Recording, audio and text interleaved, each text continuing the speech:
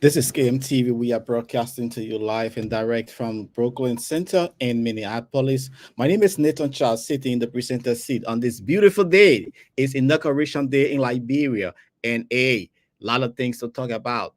President Joseph Boakai is now the new face of Liberia. He is to steer the affairs of the country for the next 6 years in accordance with our constitution. Today, the ceremony was held in Monrovia. We'll be going into the ceremony. Things that happen, the good, the bad, and the ugly. But at least Liberia now has a new president and he is Joseph Boakai and Jeremiah Bakun. They are now the new face of Liberia, and they are to steer the affairs of the country in consultation with the national legislature and the judiciary. So we will be looking at what unfolded today. Very much unusual ceremony that ended abruptly. What went wrong? We'll be hearing from you, giving your views on this issue. A, we saw history was made today. History was made again after years when President George Weah came into power from Ellen Johnson Sirleaf, who he succeeded through a democratic process. This is happening now. Liberia now has two democratically elected presidents who currently live on this planet Earth. And it was a smooth transition of power. But what went wrong at the ceremony, we saw that, hey, after the event, President George Weah also departed the country for where we'll be looking at that on the Diaspora Talk. We'll be looking at the message from President Joseph Boycott now, who is our new president in Liberia. When we come back, these are other things we'll be discussing. We'll be bringing on other people to get their views. What went wrong during the inauguration ceremony that the vice president momentarily had to take a break. So this is the Diaspora Talk. My name is Nathan Charles. The lead presenter, Cyrus McGill, is not on the program today. Julian Prowse is also affiliated with this program, as well as Jackson George, who is currently in Liberia. Mr. George is in Liberia, and I think attending some function there from the election ceremony today. So the Diaspora Talk don't go away. When we come back, we look at the message from President-elect Joseph Boakai. What happens in Liberia today? This is KMTV. The Supreme Court of Liberia kindly proceed to the President-elect, His Excellency Joseph Newman Boakai Sr., and escort him to the podium for the administering of the oath of office. And I ask all of us to please be prepared that at the commencement of that solemn moment, at the commencement of the administering of the oath, you will please stand.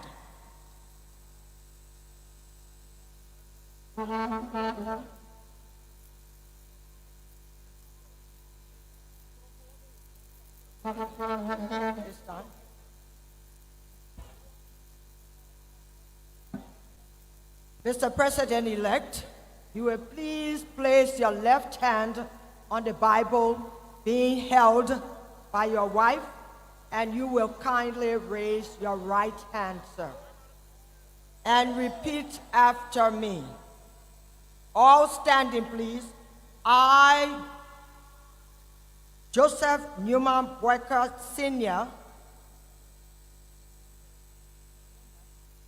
do solemnly swear that I will support, uphold, protect, and defend the Constitution and laws of the Republic of Liberia, bear true faith and allegiance to the Republic, and will faithfully, conscientiously, and impartially discharge the duties and functions of the office of President of the Republic of Liberia to the best of my ability. So help me God.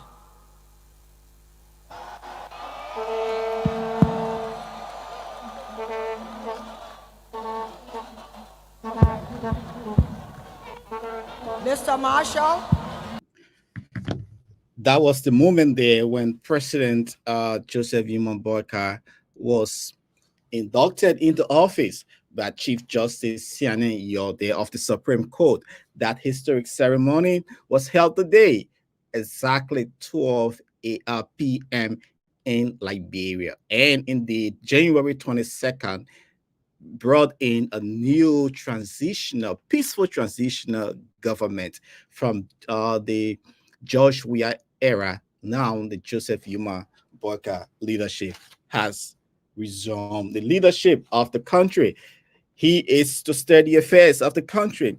But there were a lot of things. Joseph Boakai mounted the pulpit, not the pulpit, the stadium, to give his address. But let's bring you Jeremiah Kuhn induction ceremony as well, because he is the vice president. President of the Republic of Liberia. Please do not panic. Please do not panic. It is a 21 gun salute. Do not panic.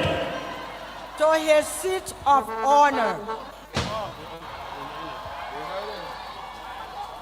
So that was the moment President Joseph Boakai was given the mantle of authority now as president of Liberia. He was escorted to his seat, Siane Yo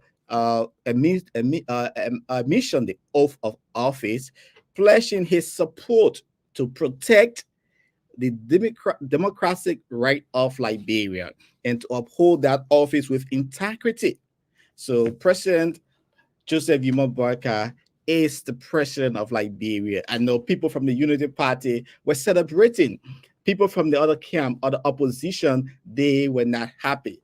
So we'll go into the speech where President Joseph Boakai said after he assumed the leadership of Liberia right now. So Liberia, the big news is the war is watching what's going to happen. But there were several issues, several things that happened during the induction ceremony. We'll go into that, but let's hear as they bring on Jeremiah Kuhn to take the oath.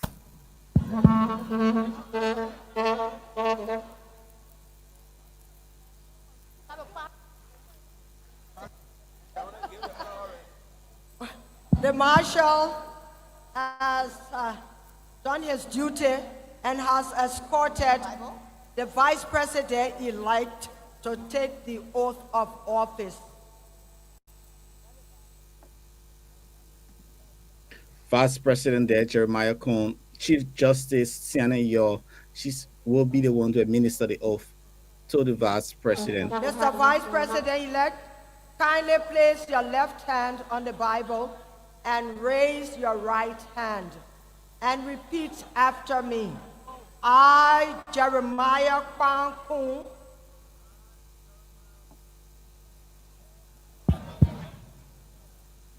do solemnly swear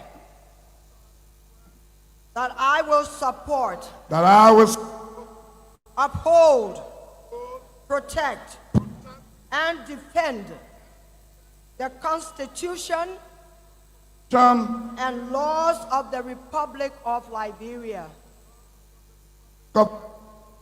Bear true faith and allegiance to the Republic and will faithfully, conscientiously, and impartially discharge the duties and functions of the office of Vice President of the Republic of Liberia. President of the Republic of Liberia. to the best of my ability. to the best of my ability. So help me God. So help me God. Indeed, standing your administering the oath of office to Jeremiah Kuhn as vice president of Liberia. That was the Joseph, ceremony today. That was the ceremony today, wherein officially the Chief Justice of Liberia presented the oath or administered the oath of office to President and Vice President elect, but now current President and Vice President of Liberia, Jeremiah Kuhn, Vice President, Joseph Boakai, he's the President of Liberia. But what went wrong? We hope to get in other people on this program. A few people will be coming out to look at what they understood that went wrong from the ceremony today. But President Joseph Boakai speaking for over 30 minutes, something unusual happened. This is the first time. Some will say I'm so young, but I have been searching as to whether in Liberia this has ever happened on our inauguration day. So we are gathering reports that Vice President nearly fainted because he had on heat exhaustion. He had on African, everybody saw the African attire that he was in with the level of heat. Social media has been flooded because momentarily the vice president had to end his speech and he called for a seat. We saw the private security trying to, to calm him down, like fan him, and to ensure that he was stable. Medical people, according to the reports, were also called, to ensure that hey, the vice president is well. But we're getting report that hey, the vice president, Jeremiah Kuhn, and the president, they are doing good. The vice president also spoke to the public. He interacted with guests while the president, Joseph Boakai, was taken to his home, and he is in good state. I'm about to read that statement, but before that, let's go into what happened. But the big news is Vice President Joseph I keep saying vice president. It will take some time for everyone to get used to it because he was vice president for 12 years and now he's president. So the thing has changed around. So we call him President Joseph Boakai. He's in stable condition. I'm just trying to pull out the statement here from the executive mansion. I mean, not the executive mansion, the office of the president. So we're talking to schools of partisans of the Unity Party, who will be chiming in on what they observed, what went wrong, what went right, and how do they feel that they now have a new leadership that they gave away to the CDC for 6 years. They now have power back. Some of them are so excited. Who has one of them joining us very soon? Chancey will be talking briefly. He's a staunch member of the Unity Party in the USA. Let's see if we can bring him on and see if he's ready to come on now. Welcome to the Diaspora Talk, Chancey. Thank you, Anthony, and good afternoon to our people in Minnesota and our people back home. Good evening to the peaceful Liberia. You are a happy man now after months and weeks and years of campaigning for the Unity Party. I saw you doing that heavily, supporting it with your blood, your money, your time. How do you feel today? Today I feel very, very much excited to see a very new dawn Liberia, or a change that we've been crying for, a country that will be respected, that will get back her dignity and integrity around the world. So it was a very nice thing for all Liberians, both home and in the diaspora. Changing government.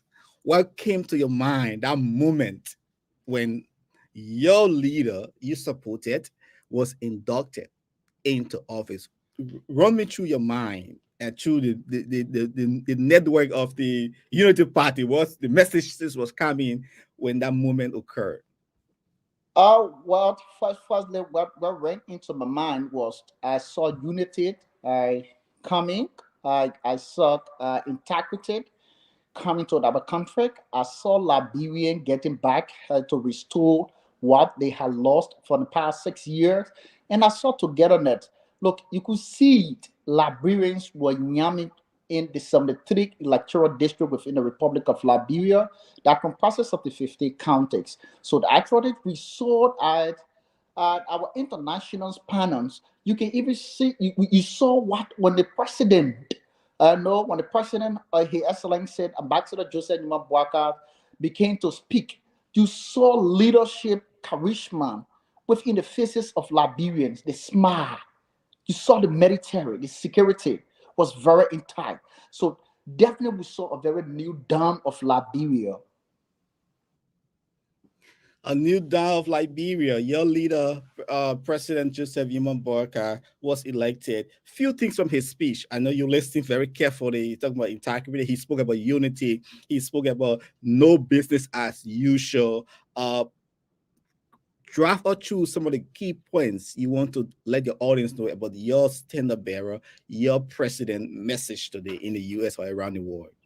Anthony, that was not strange to some of us because I served this president before when he was vice president. At the time, I was member of the Armed Forces of the Republic of Liberia. I'm not discussing about the EDAC 90, but I'm discussing from the EDAC 2006 downward. I was part of the 2,000 men that was well trained by the U.S. government and African at large. So I also serve this president today that have been elected and also been stabilized but as our president, the 26th president of the Republic of Liberia. Look, when I saw the president mount at the podium, one of the things, I got two things within his speech. One of the things was, I am not president of the green. I'm not president of the blue. I'm not president of the white, but I'm the president of the 17 electoral, the 73 electoral district within the Republic of Liberia that comprises of the 15 counties. I'm president of Liberian both abroad and home. That brought a very leadership charisma to me. And another thing he dropped off was, he said it is time that we put away politics aside and let us work together. That's unity is what Liberian lost for the past 6 years. No more business as usual. As usual. Can you explain that? Yeah, no more business as usual. Look, when you are qualified for this position, it will be given to you. Whatever position that you are qualified as a Liberian, it will be given to you. Another thing I grabbed, he said, let the respect go to those who are serving, like the security preparators. You see, sometimes people disabused the security sector, the police. Sometimes you find out you will be on an arrest, police will go for this man and say, oh look, I have my father that's senator, my uncle, he's a vice president, my auntie, she's a chief justice. And he said, let the security sector be given the respect. And let Liberian be given, let restore the dignity and integrity that were lost. That alone brought another great charisma and pride to Liberians, and also pride to me. That is, I did not became an opposition for the last 6 years, but as a patriotic citizens, and also never wasted my time to canvass. And that was the kind of Liberia that we wanted to see and we saw today. Just as you mentioned in his speech, I quote, we must refocus our political energy. We must refocus on our political energy, as you just mentioned, because I'm saying this to say, when President George Weah came into power, he said everyone will be free to practice their political right, and he would not wish halt. We saw a few weeks he hit Mo Ali from the Unity Party, reassigned him, and from there it started on. Joseph Boakai is saying the same old thing. How can we trust such a comment, political comment? All right, thank you. Let me give you this scenario. My grandmother once told me this scenario, this parable, that cassava said, we from the same root, but do not have the same taste. You will see the cassava, you will root it up. They form the same root. But the other one will taste like it's more harder if you boil it. Some taste like it's very soft. But they all from the same root. Meaning, we are all humans. But we have distinctions. We have integrity in different ways. We hail from the same mother womb. But our characteristics are different. So now, it is true that the former president, His Excellency George Manning Weah once said it. But with you say, because yesterday I went to the hospital, I was admitted, and someone passed away.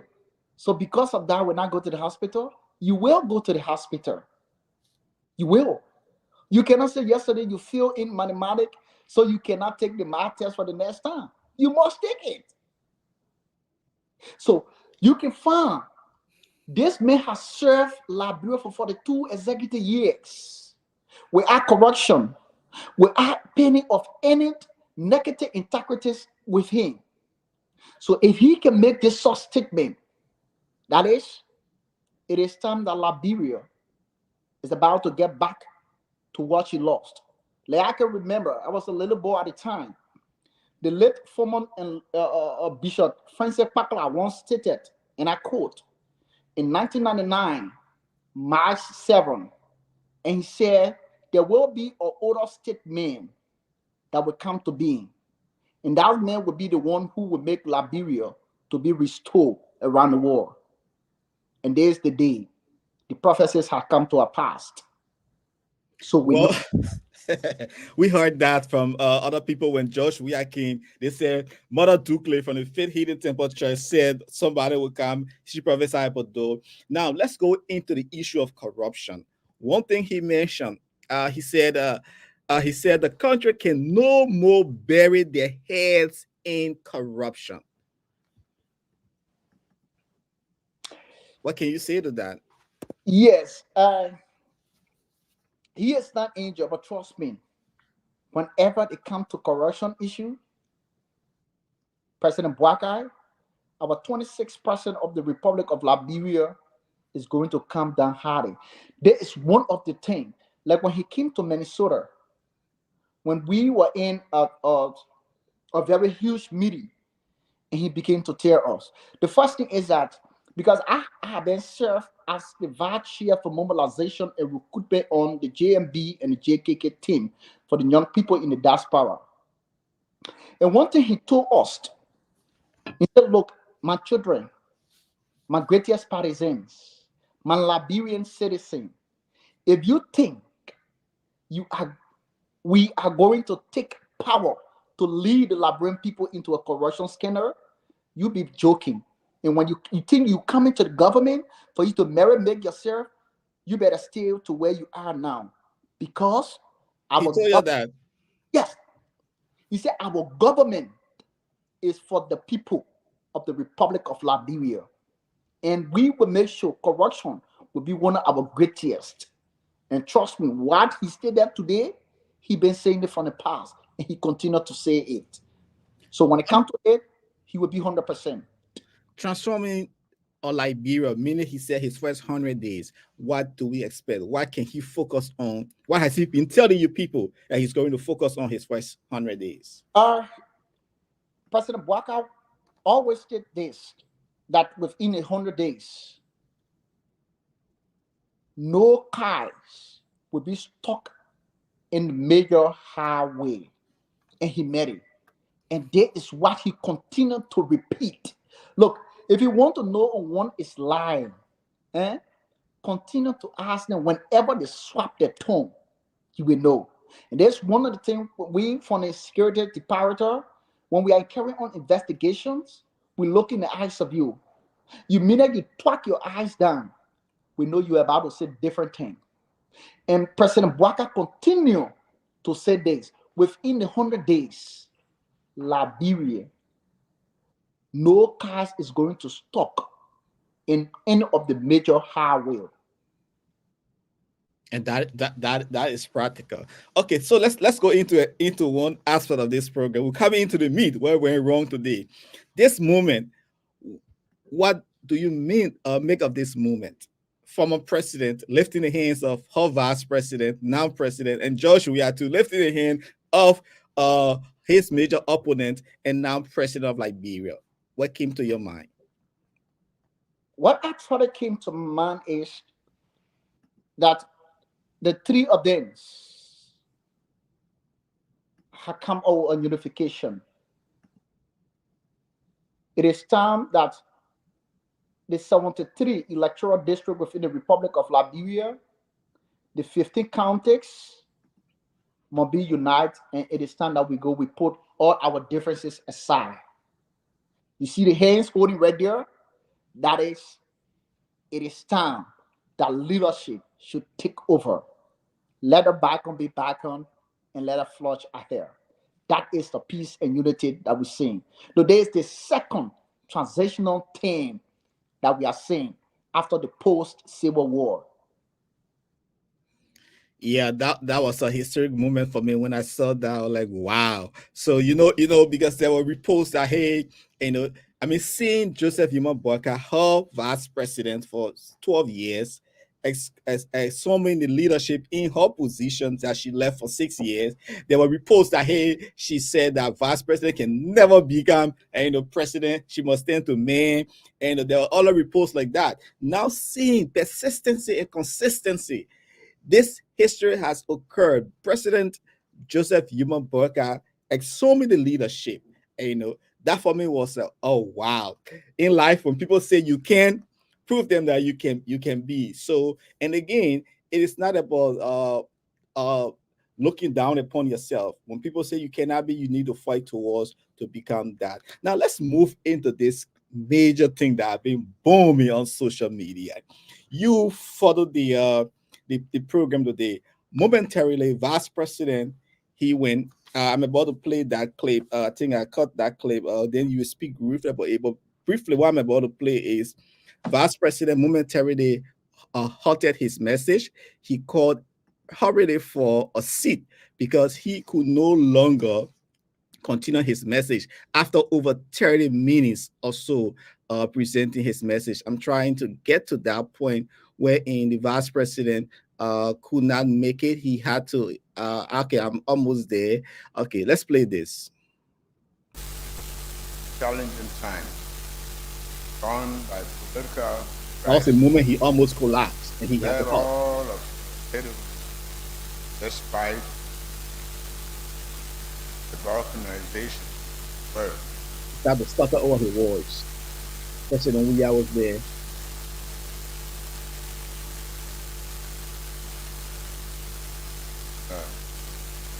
And you have to respect her. But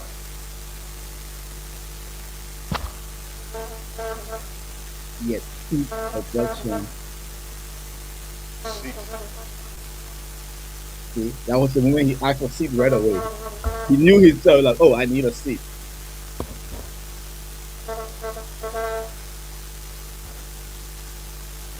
That was the most embarrassing moment in the program.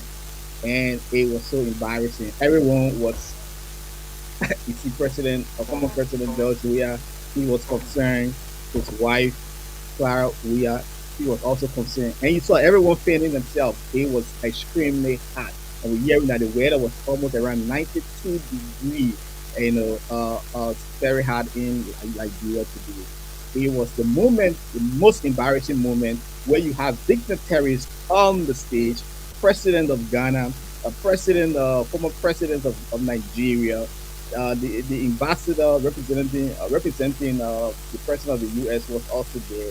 Dignitaries, the Chinese government, everyone was on that stage, and that was the moment President Joseph Boakai asked for a seat because he spoke for long. But there were reports that the speech was so long to heat the poor organization. Legislature will be in order. Following day. What happened? What did this thing went wrong? Legislature will be in order. Have your seat, please.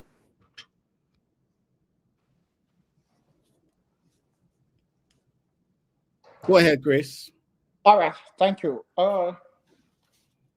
Today,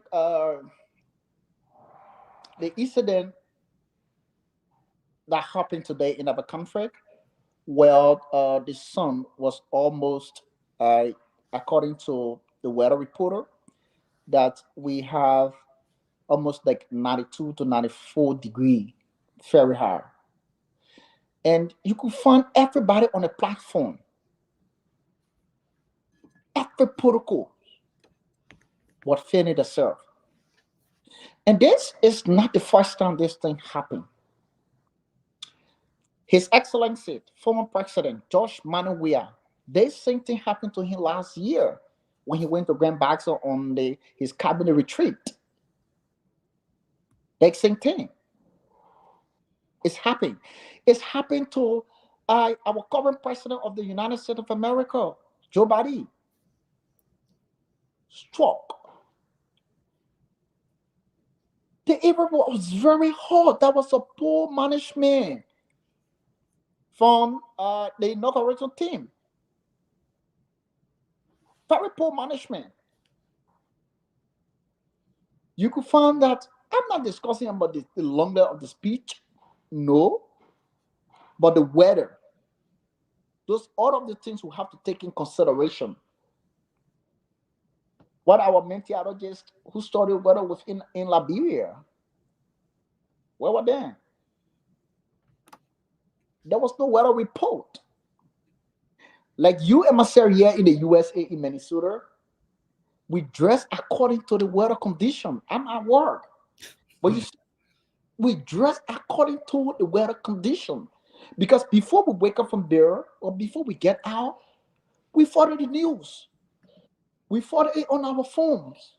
They will tell you the kind of wearing to wear when you are going out. Yeah, double layers. Yeah. You cannot put the kind of the country clothes on the president.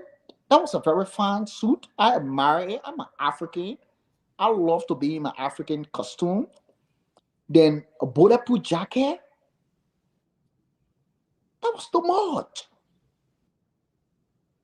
I know. So for the management team, that was a very poor planning. Very, very poor planning. But at least thank God that the president had been restored. President Joseph, I always call him a vice president, man. It would take some time to move. President, because we used to call him vice president for long, and we've seen that President Joseph Boakai met with the Ghanaian president who paid him a visit. Let's see if we can get more statement from there and play a couple of videos. But let me read a statement here from the office of the president. It says that President Joseph Boakai suffered heat exhaustion during the inauguration ceremony earlier today. The executive mansion disclosed that President Boakai is healthy and is expected to meet with Ghanaian president, which he already did about 25-30 minutes ago, Nana Akufo-Addo, and other dignitary today. So that's the statement here from the office of the president. And indeed, it was a historic ceremony that, hey, he said no business as usual, and he vowed to usher in a different Liberia. He emphasized unity, nationalism, and for the people of Liberia. But my concern is how would this be implemented by his supporters and those who he will bring onto steer the affairs of Liberia. So now let's run your audience through this new government. What do we expect from this new government? Because you campaign for it, and I know you've been having meetings with Joseph Boakai and his close associate. What can Liberians expect? Apart from the 100 days in rules, what can we expect differently from this government? Are you guys going to reach on the CDC? All right, thank you. Thank you so much, Nathan. I'm not the PRO for the government, but as a supporter of the rescue team and member on the hurricane in the diaspora, what Liberians expect from us. Let me go get some water before. Go ahead, let me go get some water before, because I start choking. I'm like, oh. Okay, so what Liberians expect from us is we like from our platform, we told Liberians what we went on was to rescue the country. To see the first thing is unity among the 16 tracks. We are not going to tell people that you from the American code Liberian or Liberian American, no, or you from the native department, and maybe you from the crew side, from the scrum, no, no, but it's about one Liberia, one unity, and we going to rescue the conflict. Is that every Liberian going to feel the impact of our conflict? Every Liberian, whether home or abroad. And this was Liberian people government that we have fought for the last 6 years. This is why you saw Liberian themselves putting in the $5, the $100, and you name the rest. This is why you saw Liberian, their very self printed their t-shirts. No t-shirts, no sneakers, they all get out. This is why you saw Liberians, their very self, protecting their vote. So this government, this president, connecting Liberia to the world, and every Liberian will enjoy the fruit of the labor. Indeed. So we are still going through the message from Joseph Yuma Boakai, president of Liberia. And one thing he said, I began my quest for the presidency because something seems wrong with us Liberians and the leadership of our country. Rather than the positive, we were accentuating the negative about our country and about our country and about each other. We are initiating false start, building on poor foundation. We are deepening our differences, creating new social fault. So these are some of the things he said he ran on. Hey, because of what? Of something was wrong with the country, the leadership of the country. That's why he came to transform Mama Liberia. So indeed, Liberia now has a new president. He is no other but an old wine in new bottle. We can call it, right. Am I clear to say that old wine in new from the race car, park race car under the Eddie Johnson regime. Now he's a president of Liberia. He has met with dignitaries from around the world. It was indeed a big ceremony. We saw the Ghanaian government. They provided escort. The president was there. We saw the U.S. government too. Lena Thomas Greenfield, the child of Liberia, was also there. And the ceremony at the Capitol, you witnessed it. You saw new lawmakers coming in. Now it's a new day for Liberia. Let's see if we can play this other clip here. President, after the program, because the program ended momentarily because of the heat exhaustion, the president Joseph Boakai had to leave. We saw that the departure of president and former president George, how you can call him funny? George Fokke Kolonjaragine Mane Weah Usman. We asked Imara Bro to join us. Probably I will send in a link, and maybe because he's one of the regular contributor of this program, Imara Bro. He said perhaps the temperature of the blazing sun overheated the peacemaker. he said something derogatory. That's Imara Bro.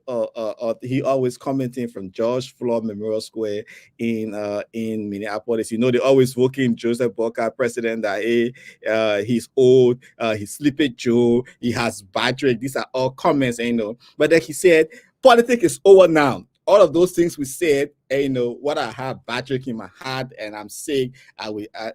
These are things because that moment, I must say, when he started asking for seat, I knew he was exhausted. Yeah. Apart from that, and everyone, became afraid. Even he Yeah. saw the outgoing president, everybody was concerned. Yeah. Yeah. Again, he was already president. It was not the moment, he was already president Okay. because Kenan Yaw administered the oath to him. But it was just embarrassing to see that to happen for the first time. But indeed, these things happen. Even that somebody says, to say who plays soccer, there is new law now, right? Yeah. Yeah. There's new law. There's new law called water break. Yeah, there is new law called water break. But hey, not everyone is happy like Chris, a chancellor who is so happy because his president, the man he campaigned for, is now president. But once that hard supporter of outgoing president, former president George Weah, shed tears. Moment President Weah departed Liberia was at the RIA. It reminds me of how Charles Gangetito, when he turned around, that moment just came back to me when George Weah turned around after he was escorted on the plane and when he turned around and waved, and it brought that moment of Charles Gange Theater in my memory. Our time was very small, but I remember watching that on TV. This is the picture when George Weah turned around to wave to the Liberian people because he's on a vacation, and after working for almost 6 years, he had to leave to go on vacation with his family. When he turned around and waved, I was like, oh my God, democracy is sweet. And the moment too, when he folded his flag and presented that to him as well, and the John chief of the John Army, I got it, chief of security, John Security, presented him his flag, and that was so indeed remarkable. And so this is the Diaspora Talk, but one supporter of George Weah shed tears. Let's listen to this. My president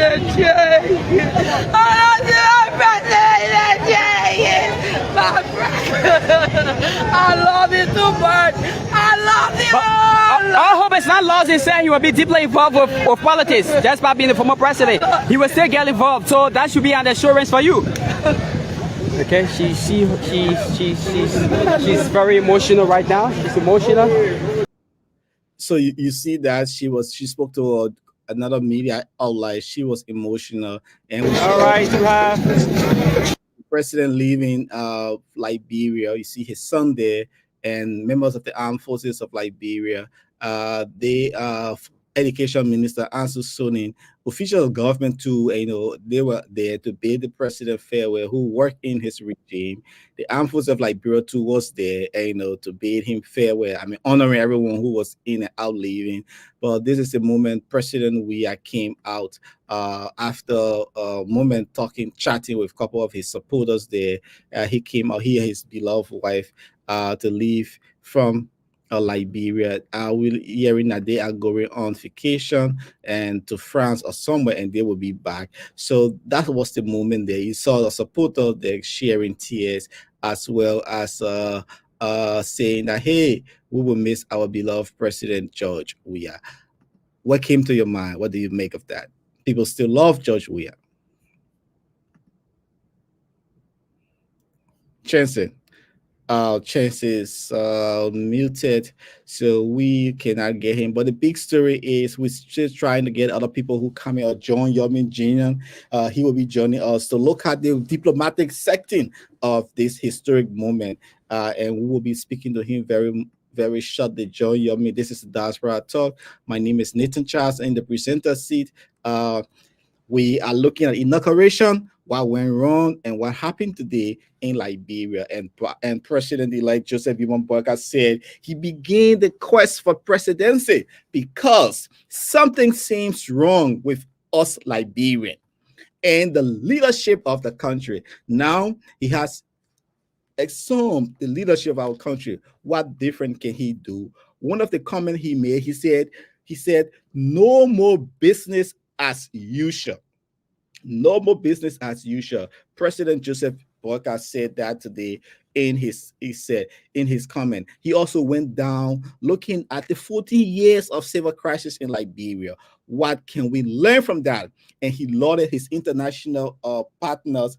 He lauded other people who also contributed to the peace of Liberia. Joseph Boakai was there speaking at his inauguration ceremony. Few other details in his speech. He said, I'm trying to pull out the speech. Also, we've been telling you that President Boakai is well. He just met with Ghanaian president and they had a discussion. He's having meetings with other permanent individuals who came to Liberia to grace the occasion. But hey, the heat overshadowed and made the program to come to an end after minutes, over 30 minutes of speech delivering. But again, this is what he's going to be encountering, because if you go to address the general legislature, you have to present the state of the nation. And the state of the nation presentation, it is not 10, 20 minutes, it is hours, because you have to state exactly what went through in the whole government. Let's see if we can take a break. let me take some water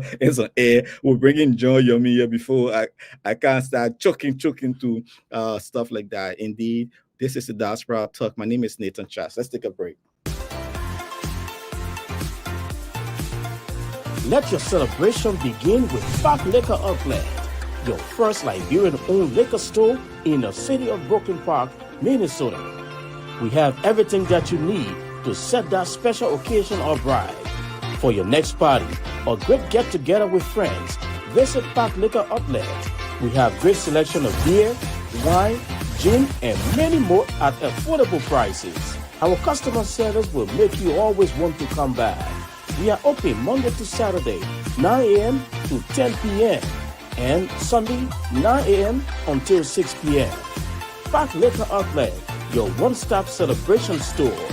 We are located at 6315 Zine Avenue North, Brooklyn Park, Minnesota. Visit us today and feel the difference.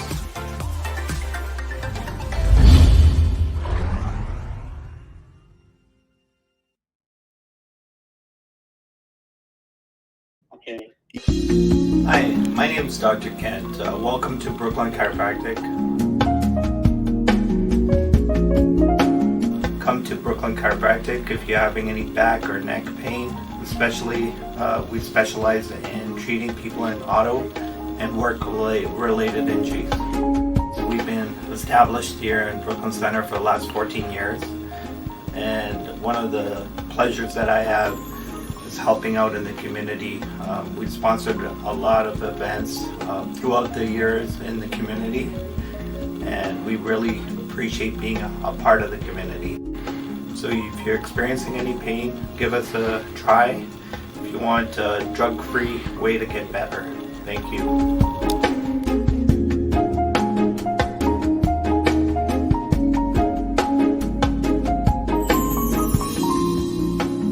Infotech Fast Track Computer Sales and Repair Center is proud to be associated with Diaspora Talk.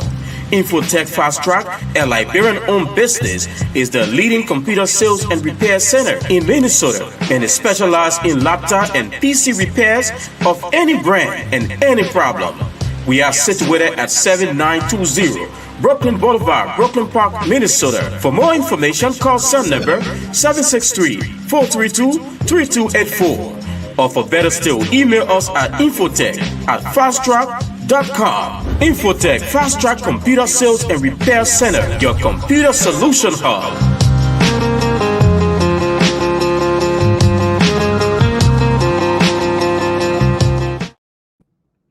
Welcome back to the Diaspora Talk. My name is Nathan Charles. We're looking at President Joseph Boakai. He was inducted today as president of Liberia. The man who led the affairs of Liberia for 6 years, soccer legend George Weah, has formally turned over power to President Joseph Boakai of the Unity Party, things that the Unity Party people struggle for over the last 6 years to regain after they led the affairs of the country for 12 years. But Joseph Boakai was vice president then. Now he is president now of Liberia. We'll be joining Joy Yomin Jian very soon. He'll be looking at the entire ceremony today. diplomatic blunder, what went wrong, or looking into the president's message and how can Liberia or Liberian regain hope. Some of the things President Joseph Boakai said. Let's see if John is ready to bring him on live on our discussion. Earlier, we spoke to Chris. He is a staunch member of the Unity Party. Mr. John Yomin, Executive Director, welcome to the Diaspora Talk, and also a diplomat.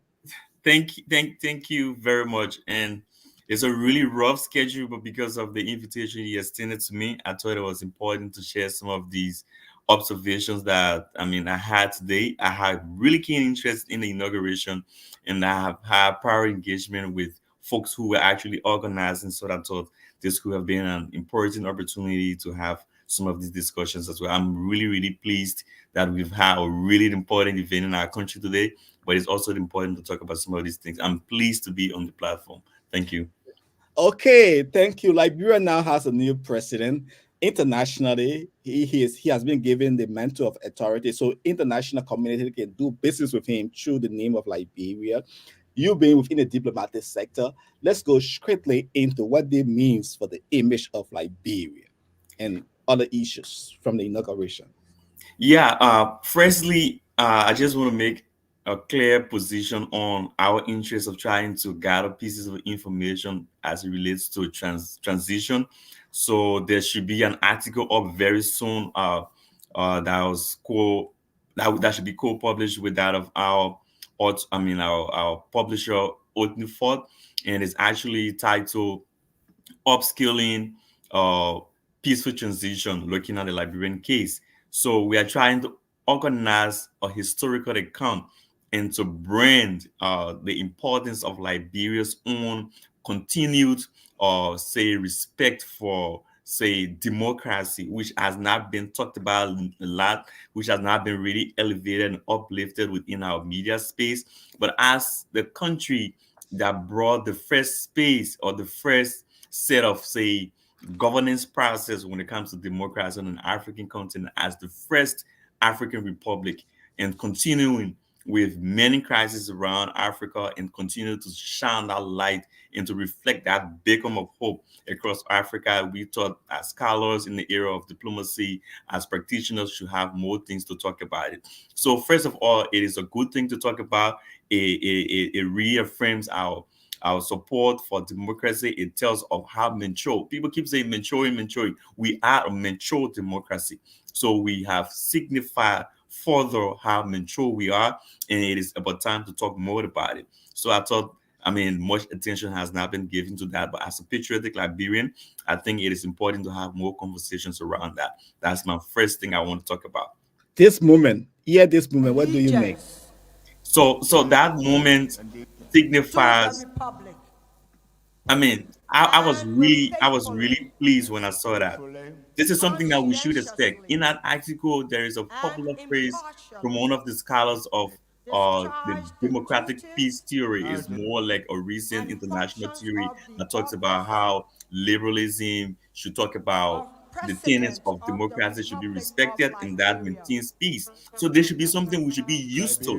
It should be a practice. It should be a way of life. It should not be a big news that one president is transferring to another president. What we stand for as per our democratic requirements should be based on elections, should be based on peaceful transfer of power. So when these things are happening, it should tell that we are actually living by the tenets and the practices of democracy. So as per our country, it's a good thing for us because Please do we not are panic. sending Please do not a panic. good message out there. It All is right. So for 821 that gun moment, salute. Do not seeing panic. Madam Shirley, who was part of the great history making since 1944-45 transition from Todman to, from Barclay to Todman. We didn't see that until from Madam Shirley to our dear friend, former President Weah.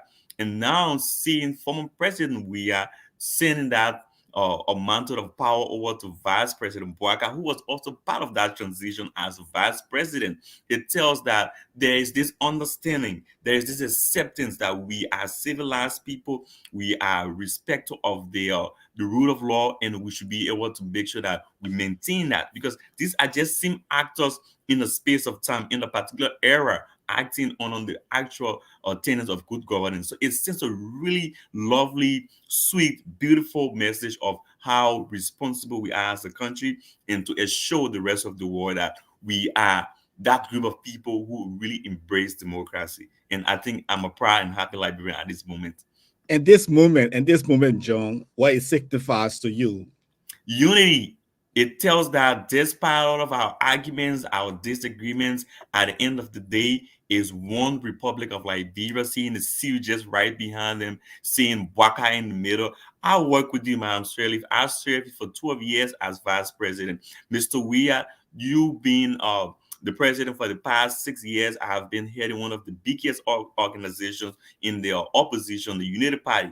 So now it tells of how actors are understanding their responsibilities, and when they up to that or responsibility that has been bestowed upon them, I mean, by many Liberians, thousands of Liberians who may not necessarily be from the political parties, it tells you that there is a new dawn of our level of tolerance, level of understanding. And that is one of the key things I always want to communicate to the rest of the world. Liberians are peaceful people. We are lovely people. We just need the right leadership to give the kind of infrastructural development that should go with our sense of civilization as a people.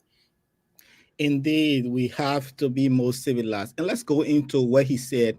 There will be no business as usual. So, I what are mark some of the that. key? I mark that. I So, mark okay, that. let's hear from you now. The floor is yours. Give us some of the key points from the speech you got. Go ahead. Yeah, yeah. I mean, being somebody I know, I think one of President Waka's key interests has been the fight against corruption.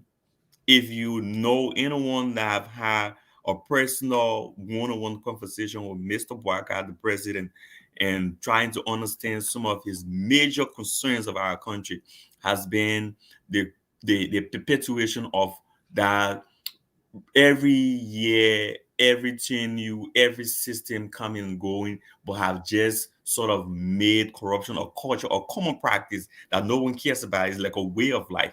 He has always mentioned and capitalized how his quest for a better Liberia should begin with the fight against corruption in every area. And like he said, in higher and lower places. It tells of how he's very serious about that.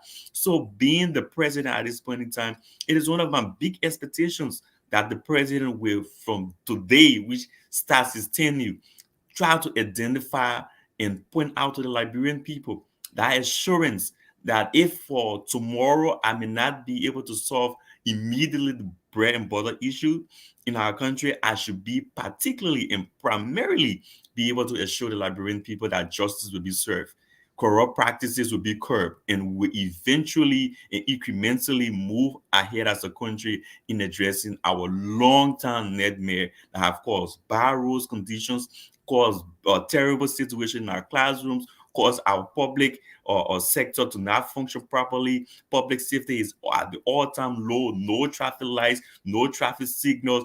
I mean, security personnel are not equipped to effect arrests, and all of that is simply because a few people have centralized what should be for the rest of the people just amongst themselves. So there is hope. There is hope along the line, and I want many Liberians to see that with his speech today, talking about not doing business as usual, trying to make that emphasis. I think it was really important, and something you really talk about, right? You talk about the common objective of service to the Liberian people.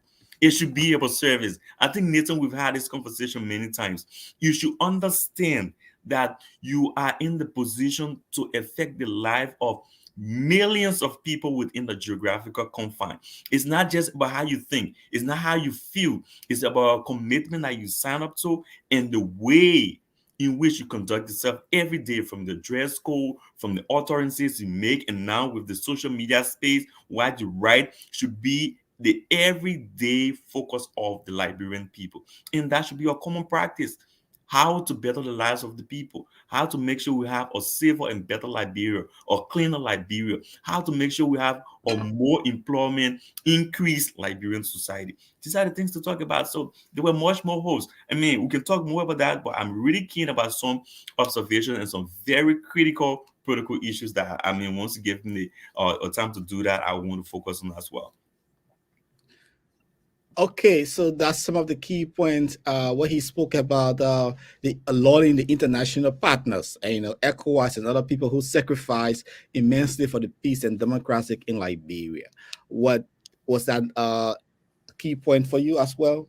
Yeah, there were key points and evident to the number of persons who show up today. There were some Excellent. really high Yeah. profile people over there today. I've been like, this is life for me. So I Yeah. have been like following, seeing uh uh uh the United States of America. You know how much I love this country as well. The great United States of America. They are special representative to the United Nations, which is the umbrella organization. It tells of for how his seat important of the United honor. States take this particular inauguration and the incoming government.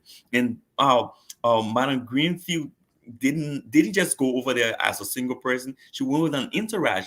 The senior advisor to the president of the United States of America, which covers, the overarching governance structure of America. It tells you that something really important is being considered for the incoming government. I think that's a welcoming note. We saw the godfather of I'm going to say African politics right now, or Olusegun Obasanjo. Sancho. He's the godfather. Take it or leave it. He is. With the enthusiasm I saw upon his arrival this morning at the airport and making sure that he attended the program, that sends a really good message. And regionally, it's important to look at the counterparts.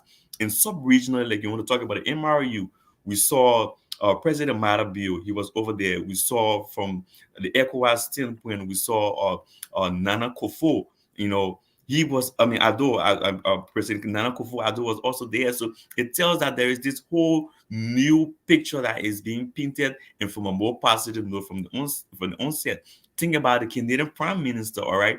These are people that will go along. If you have the US and the Canadian government, is like big brother and small brother is endorsing you at the moment. So what could be a really important thing to do is to put together the framework that will align with the already emerging interest into Liberia. Because once the interest emerges, the next thing to do is to put the technical pieces together, the frameworks, how to align with their policies. Like, the rule of law is a major thing in the United States of America. So with this current government trying to put all of the issues like sanctions, how can they respond to that? It doesn't mean there should be an automatic, say, or trial or indictment of people, but there should be some attention paid to that. There should be special commission established to make sure they can investigate and further verify and see how we can put into our own jurisprudence to investigate these people and give due process. Well, it's a constitutional requirement. Give due process to these people, and if they are found guilty, punishment should be given. And if they are, acquitted from that, they should be published in newspapers and the wider media that we found these people not culpable of all of these allegations or whatsoever sanction that have been put by the United States of America. That's respectability. But being very dormant, not taking any action, is something called toxic acceptance of wrongdoing.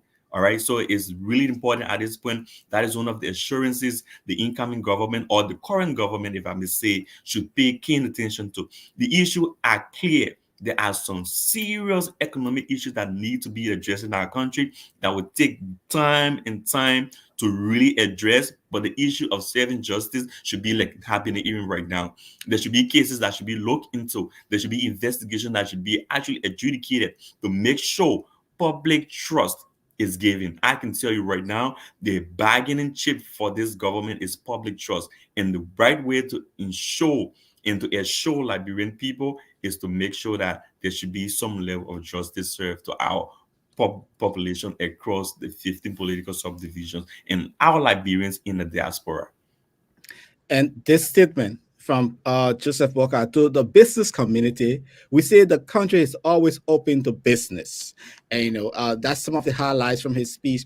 One thing he did mention, because you work in government, civil issue of civil service, he said to the civil society, your voice, the civil society group, like you, in running the Liberia network there, Yeah. he said to the civil society, your voice will matter because you will make us better. We extend a hand of partnership to you to collaborate with us in ways that reinforces our roles to improve the condition of our people and of our people in this country. Another thing Joseph Boakai said at the end of his speech, the speech was so long, we'll delve into that, and he did not conclude while standing up. He said, "To you, my fellow Liberians, across the length and breadth of our great country, let us this day begin a process of national renewal and make this country and make this century the Liberian century. Let us unite and build together." Joseph Boakai also said, "Let us resolve to make our country a truly bright and shining star, the lone star forever. And in so doing, let us reflect on the words of our national anthem. In Union Strong success is sure. We cannot fail." John, what do you make of these powerful words? You a writer, you an author. Yes, I mean, and the truth is, President Boakai has also had some very important roles when it comes to civil society. By extension, he was the board president of the YMCA for a long time. If you Oh, may not okay. know that, yes. So he has had a fair appreciation of uh, the civil society groupings and that of faith-based institutions as well. So he coming with that tells you that he has had some prior knowledge of that. But one thing I can tell you for sure, the civil society groups themselves should be very independent. I'm saying it from a very clear point. To have a very, very, effective civil society, it should be non-partisan based. It should be non-religious or affiliated. It should be based on the issues. So once we have that vibrant civil society, which I'm not saying doesn't exist, but we should pay more attention to having a more independent and vibrant civil society. And they should be able to come up with issues. I can tell you for sure, Mr. Nathan, running a research group in Liberia has put me in the position to understand from our team the way they give feedbacks from my own personal experience. Research is at the lowest point in Liberia, and most of the decision making we're supposed to be doing as a country should be based on empirical basis. But take for example, if you want to pick up issue as a civil society organization, there should be extensive research done so as to align with the decision making process you want to see come out, because you are telling people that this is not happening because XYZ is not happening. Do you have facts to that? Yes, I'm saying most of the lawmakers in our, for example, let me say, are not proposing bills. Why? We investigated in the 6 sections, because you have 6 sections in the legislative term or in the legislative period. Like we have the 55th legislature. Many people confuse section and say, "Oh, we're going to section." What you go to on a daily basis is a legislative sitting, and they have a period called the section that lasts for 6 different terms to make a legislative term. So like this 55th legislature that resumed like 2 weeks ago, they're going to continue until 2029 January. So every period within that section. So if you visited and got to understand that in every section, you have not had lawmakers introducing bills about improvement of schools, the improvement of health facilities. They only talk about how to do vehicle purchase for the legislature, basically the legislator themselves. All right. So it tells you that that's not population sensitive budgeting. Besides civil service salaries and what goes to the benefit of their lawmakers, what is there for research? How much is there for microbiology investigation that will help you understand the issue of crisis management? You know how many times we've been hit by epidemic and different other disease or control mechanisms have not really been established. Reports have not been put together because we are not paying attention to these things. Whenever there's a crisis, we look over to America or UK. These people are not magicians. They have put into order these mechanisms that will be able to respond. So do we have a legislature that is doing that? I can say for sure no, because we've been investigating. Talk about people with disability. We did our recent youth journal that talks about schools. Most of the schools in the country don't have access for people with disability. All right, from the parking lots, not going to see indications for where they should park, if even they have vehicles, even ramps to use the use and signal of those public toilets and stuff. So it tells you that they are insensitive to these things. So how can we change these things? People should be able to put pressure. That's one of the roles of the civil society. Tell people that they are not doing what they're supposed to do. Open budgeting. All right, people take monies from public funds, which is a requirement under the public financial management law, that every expenditure that goes to an entity, there should be performance report. How many times these faith-based institutions, these universities, are receiving money and giving reports? How many of these entities government giving money to? Even the office of the first lady or the office of the vice president, or say on the issue of charity and addressing issues of disability. Why the info? Most of the legislators in our country do not have office website. Even the legislature itself doesn't have a functional website that will update you on bills that have been introduced, the statuses of those bills, because once they are introduced, they have to be read, they have to know where they are progressed, whether it has been passed from the upper house or the lower house. They are not telling anybody anything. That doesn't mean you are doing the wrong things, but there is no line to measure the level of transparency. And you know, in this country, that is one of the hallmark of America's success: transparency, open budgeting, open contracting. How many people know of projects that go to ministries through the Public Procurement Concession Commission? So the role of the civil society is massive, is Okay. huge, and they should opt to do that based upon empirical approaches.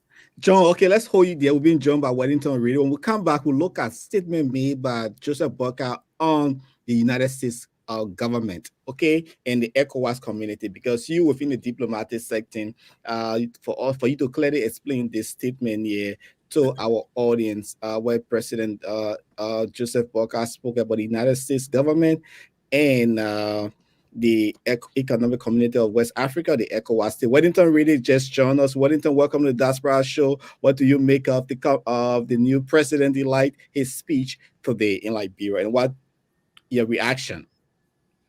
Yeah, I want to say good afternoon to the rest of the team. I want to say good afternoon to John Yomi. Very long time I haven't seen you. Thank you, my brother. Good to see And Let's you. be researching, man. Not research. The message you research.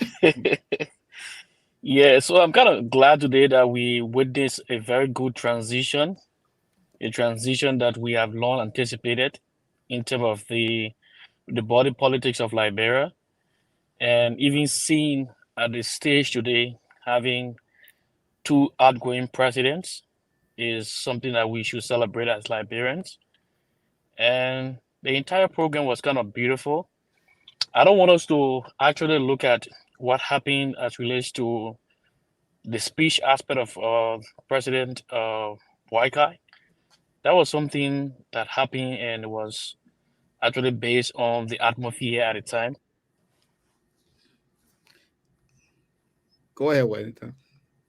There's a whole lot of commendations from his age, and from his his mood, and there's a whole lot I can take from this speech. So I'm actually impressed from his performance. The heat exhaustion issue, whatever we could term it, shouldn't overshadow the good part of this whole discussion and what Liberians stands to benefit or what we stand to celebrate. Yeah. So actually, the program was beautiful, and right now, as I watch on, I think, the Spoon network, the the inaugural ball has started. There are guests arriving, and probably the program is in full swing right now as we speak. So, what do you gather from what message can you send to the Liberian people from Joseph Boakai's message today? So what I think especially the issue that has to do with the youth, he called on the youth to be, he creating a platform that his government going to create a platform to ensure that the youth are actively engaged, and we can become the next, leaders in how we see ourselves and how we can engage the national discourse to become, that leader that we want ourselves to be tomorrow as we envision, you see politics in Liberia. And he being an old person also speaks volume, because people talk about generational change, but he talking about bringing the youth on board as well is another contradiction. So, but we look at it as an issue that we're taking keen notice of, especially the young people, to see how young people out there can see that if this is possible for this old man who has been around for a very long time, that he made it, even though I'm young, and I will not give up. I will continue making the efforts that I should make. That some days it might work out for me. So I think it speaks volume to as well. And then he also spoke about the issue of rekindling our hope, like reawakening our hopes, and, through the rescue mission or whatever. Liberians for the past few years have been feeling somehow about the way things have been managed. Many people have long waited for this day. They have so many reasons why they wanted the regime to be out. So today, seeing Boakai taking the oath of office means a lot for many Liberians at home and abroad. So we are young people and Liberians in general, we are happy. And I think we should come in with the sense of support instead of criticizing. It's good to criticize. That may not allow people to think I'm not, encouraging criticism. But it's good to criticize. But at some point in time, we should be able to support the government in whatever way positive to make sure that we all benefit from this leadership in the best way possible. Because they don't, like you myself talked yesterday, the president or the government alone cannot provide job. The government alone cannot solve the economic problem of Liberia. There's a whole lot that we as Liberians can do to make sure that the country becomes stable. There's a whole lot we can do to make sure that our brothers and sisters back there get job. And even like Yomi was talking about, the legislature too has a whole lot of responsibilities to make sure that they govern well, they lead well, and make sure that we have the right kind of investments, and the investment climate should be favorable. So those are things that Education. education as This well. is essential tools for development. Yeah, education. Like he was talking about the issues that we have had in the past. We had issue with Ebola. We had issue with coronavirus and many other stuff. And what measures have been put in place to make sure that just in case we have any outbreak in the future, our government or our health institutions are prepared enough to tackle this issue hands down. So these are things that we looking forward to seeing the new breed of lawmakers. Even though there are some old guys still surface again, but we still hope for the best, that we can get the best out of them and make sure that Liberia can be proud of the decision we made in October and the runoff election. Thank you, Wellington, right there from PA, Pittsburgh. I might be precise. Not Yeah, not I'm in Pittsville, Pittsburgh. I'm in not Pittsburgh. Pittsville, So Liberia. I'm in Western Pennsylvania. I'm close Pittsville, to Liberia. no Western Pennsylvania. Okay, So thanks for. I'm like 45 minutes, 1 hour 45 minutes into Ohio, Columbus, Ohio. So that's Okay. where I'm from myself right now. Thanks so much for joining us. We hope to have you talk to us always. Many of you, I know you cover the legislature. We'll bring you some time more to discuss about the rules and processes there. Thanks so much, and have yourself a great day. Thank you so much, Nita, and we're gonna talk behind the scene later. Thank you so much. Okay, have you budgeted? I budgeted to be on this show. Okay, it was good to see you. Okay, Yeah, my let's go. brother has something to you, man. May I give you this? I'm gonna go and research. Let's bring on John. Yeah, looking at what Joseph Boakai, president of Liberia, said. The big news is Joseph Boakai is healthy. He just met with few minutes ago, met with the Ghanaian president. He been meeting with other stakeholders. And let's go into our discussion here, Mr. Yomi. Looking at what President Joseph Boakai said about the United States. This is what he said. What can you read from this statement to explain to our audience?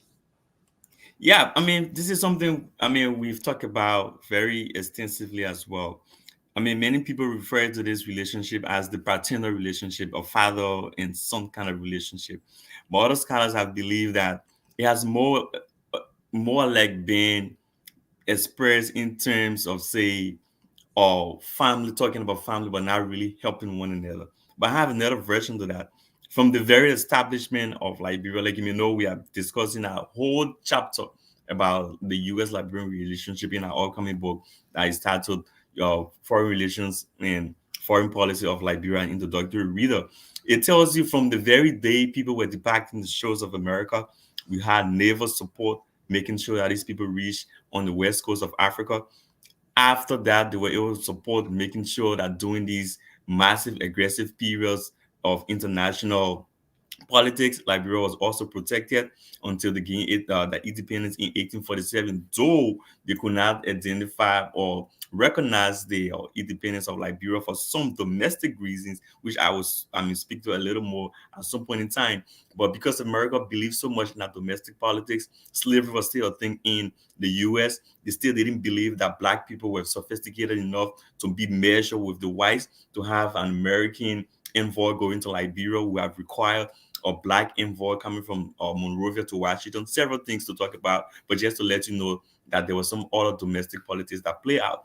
So just to talk about our U.S. Liberian relationship, they've done a lot.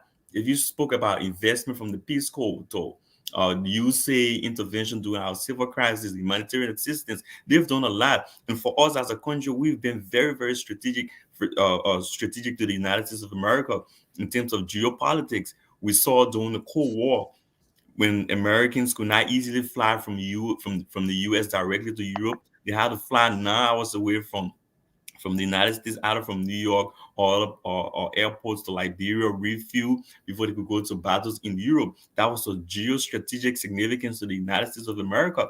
So a lot of things, the Omega Tower for navigational purposes, help Yeah. the U.S. military. So several things we've done as a country. So people will not see like we giving to nations and stuff like that, but we've been very strategic to America in terms of voting. I mean, at the UNGA in terms of advancing democracy, which is a major tool and help America to have won the Cold War.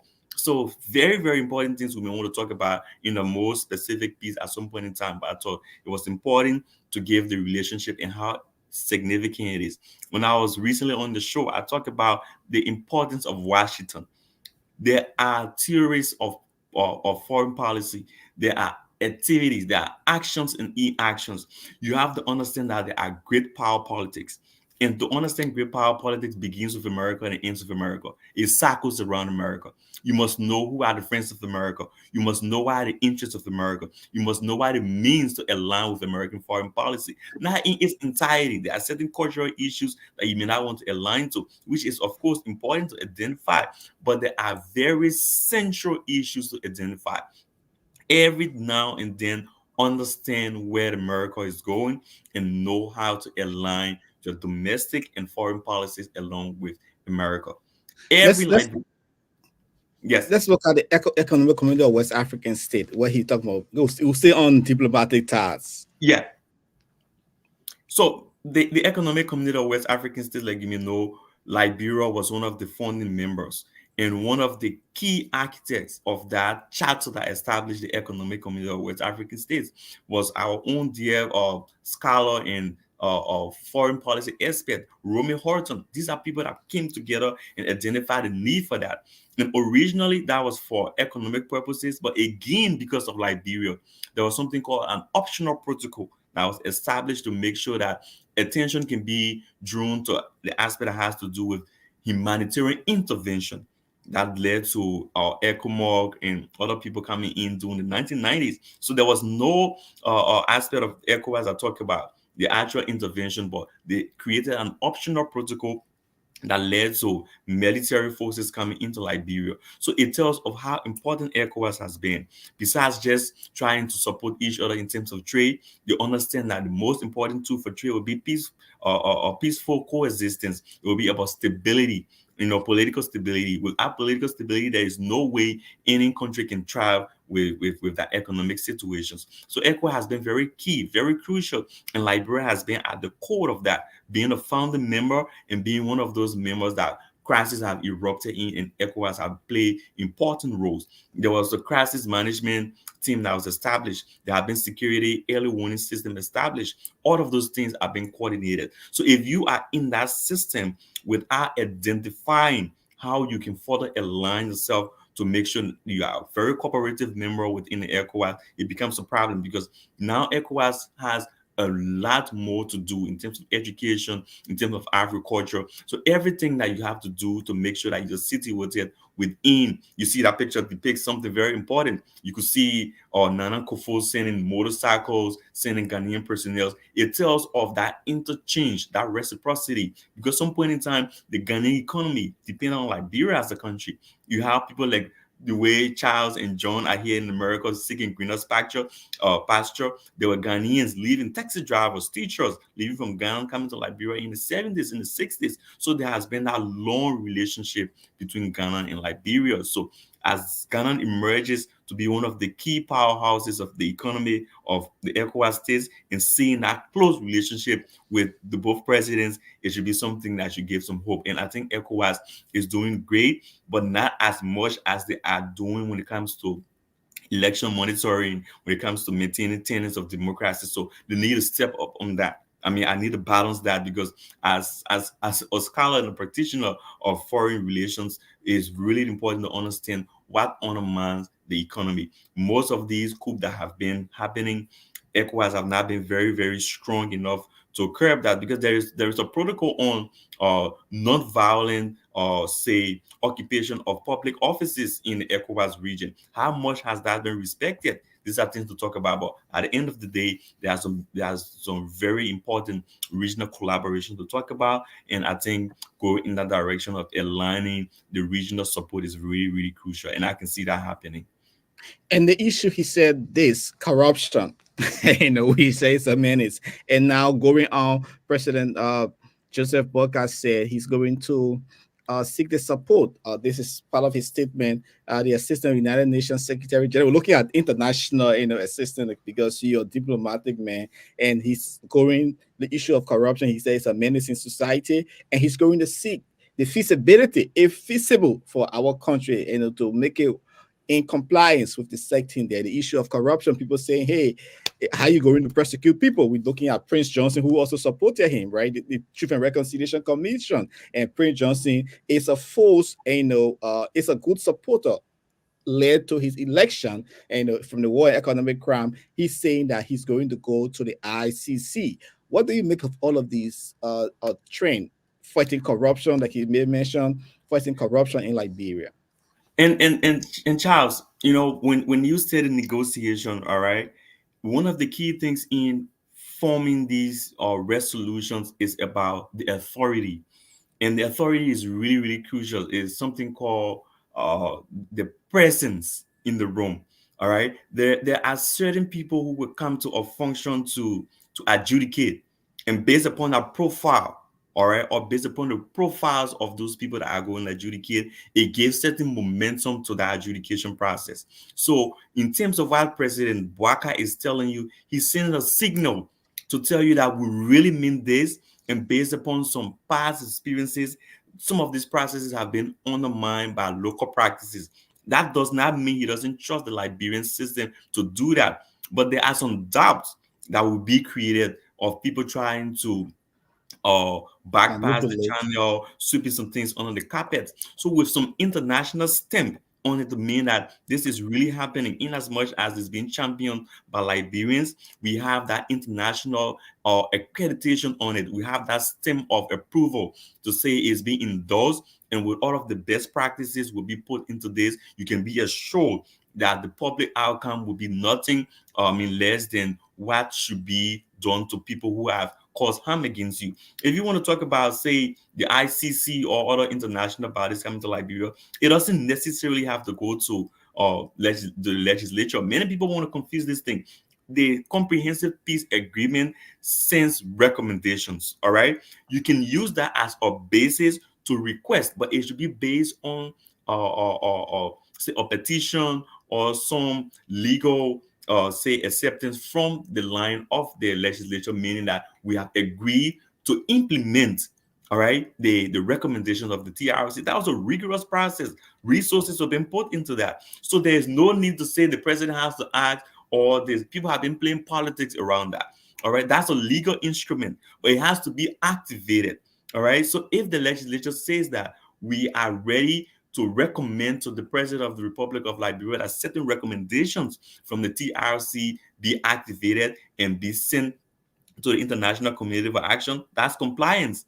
Because there is no way possible the international community will just come and grab people and start do things that were done locally, except for 5 major crimes that are considered war crimes. They are beyond borders, all right? Every country has the right to adjudicate somebody who was involved in the genocide and setting extreme or say violations. It's clearly spelled out, but like for corruption in the country, civil war, you cannot just go somewhere else and people just grab you like that. So for the economic aspect of it, it is important to get that activated and making sure that we can move forward as a country. If they didn't want to do that, they should not play politics around it. Too many times people say, oh, okay, if something happens, they say, okay, TRC or war crime or economic crimes code, they have the legal tool, all right, to use. So if they really mean it, if they have the political will, they will do it. Those who should go and be acquitted will be acquitted. Those who should be found guilty, the prescribed punishment should be given. We have played around this for a long time. And being within this space, I understand our politics around it.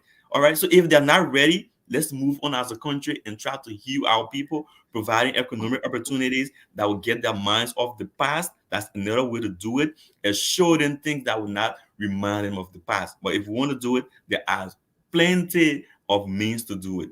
Either use the TRC recommendations or establish a bill seeking for the establishment of those things and put the necessary clauses into that. The both houses, agreed upon that, and the president signed. If the government is ready, you will see that collaboration. You will see the flow. You see the consultations from our constituents, total legislators, and you see them acting. But for now, it's a political thing. It hasn't really been a legal quest.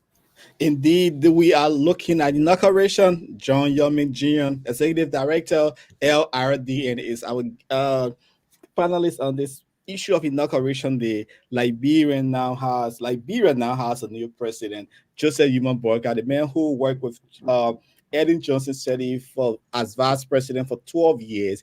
He contested an election, defeated, and now he assumed the leadership of Liberia. This is the Diaspora Talk. My colleague Cyrus McGee, the lead presenter, is now on this program. Hopefully, we'll be wrapping up very soon on this program here. But the big news is Joseph Human Boakai is now president of Liberia. He was rushed off his program today because of heat exhaustion, but reports say he is stable, he is fine. He's currently meeting with officials who attended the ceremony today. He held a meeting with Ghanaian president and other high-profile officials. But we X-rating his speech. We'll come back here again, bring another person on to look at key points. There were a lot of things said in Joseph Human Boakai message today, though the heat exhaustion overshadowed all of the key points. But hey, he said no business as usual.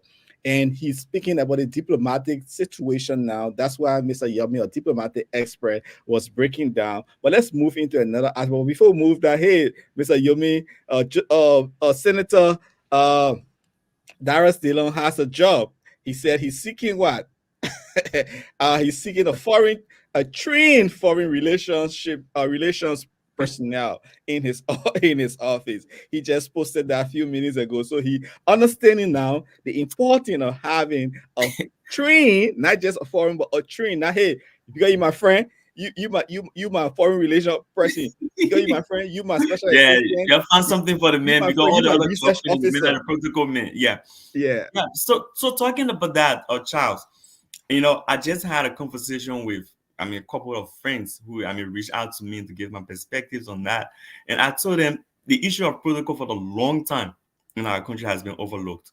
And if you checked on my Facebook page, I signaled something on the 2nd of January. If you check on the page, you're going to see that.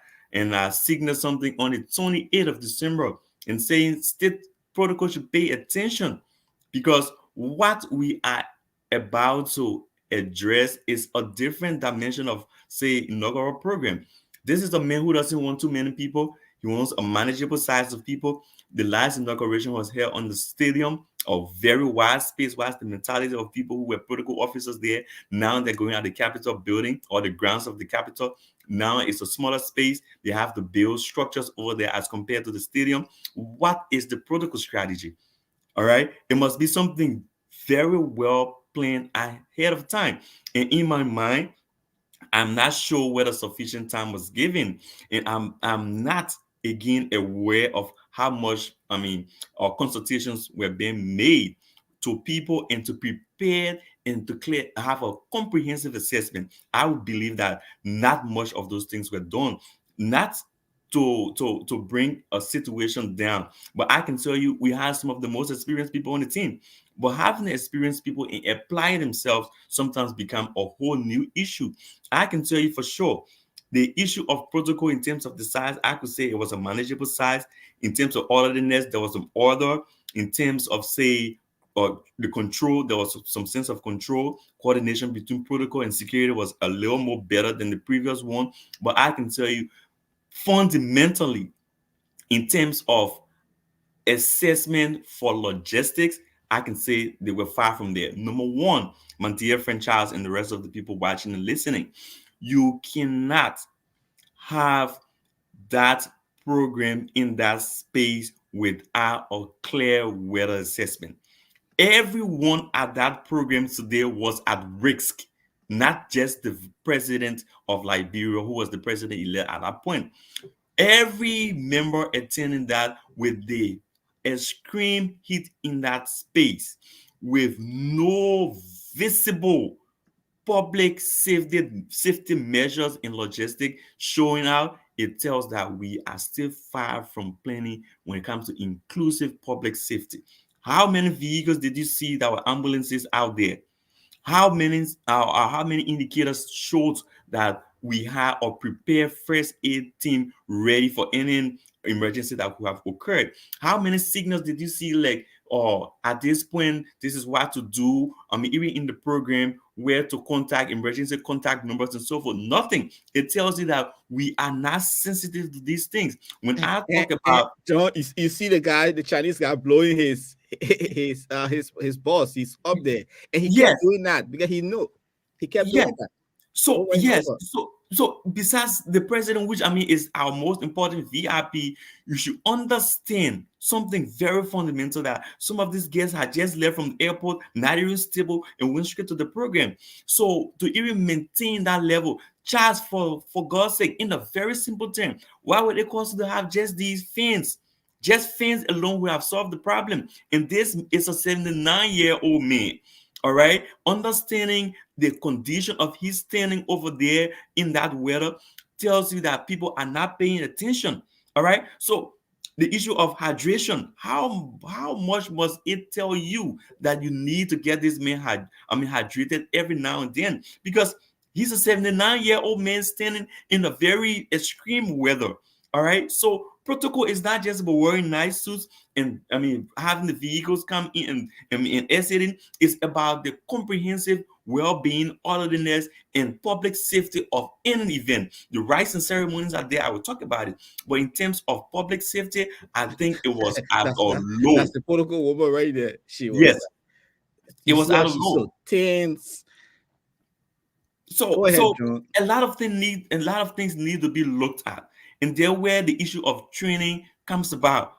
How many times we've not talked about training, but our country has not been able to understand that investment into training is for continued process, is for continued growth. You can imagine, Nathan, where you work, how many times you're going to have refresher training, how many times you're going to have HR coming and knocking onto your door that there are new training coming up, because you need to get adjusted and abreast to the new situations coming up. But most of our people, even the way we communicate, the communication system is somewhat backwards.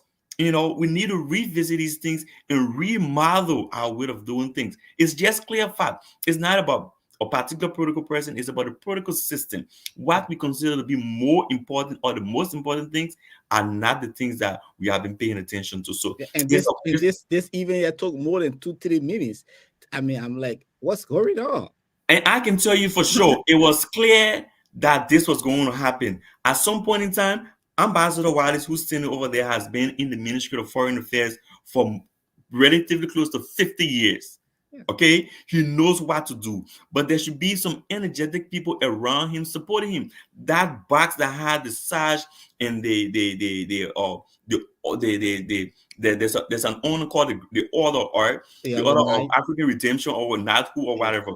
It should be placed really, really nicely into a very attractive platter and taken out well pressed and presented with that order, it brings the beauty, it brings the attraction, and that's the essence of protocol. Next person knowing what to do Look in at that it. orderly fashion. The all. You see what I'm talking about? It What a even 3 minutes, more just a time. short event. Yes, it's something that should be well planned and practiced. That's my thing. That's my thing. There should Even be a the strategy. amateur had to come to help. That's he shouldn't be doing this. Can you imagine that? So these are things we try to talk about. It's not that they don't have the experience, but that practice to have that concern, that consciousness is lacking for the most part. And we overlook that a lot. See the space. All right. We had the oath of office. Everybody knew the singular most important thing that should have happened at that inauguration today was the swearing in ceremony. All right. So there should be a microphone mounted on a stand. It's not that it's expensive. It's not that there's no money for that, but it's lack of consciousness.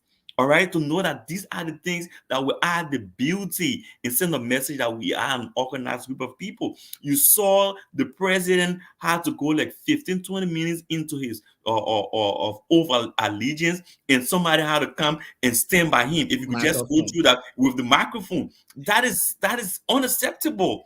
It doesn't send a message of early preparation and awareness.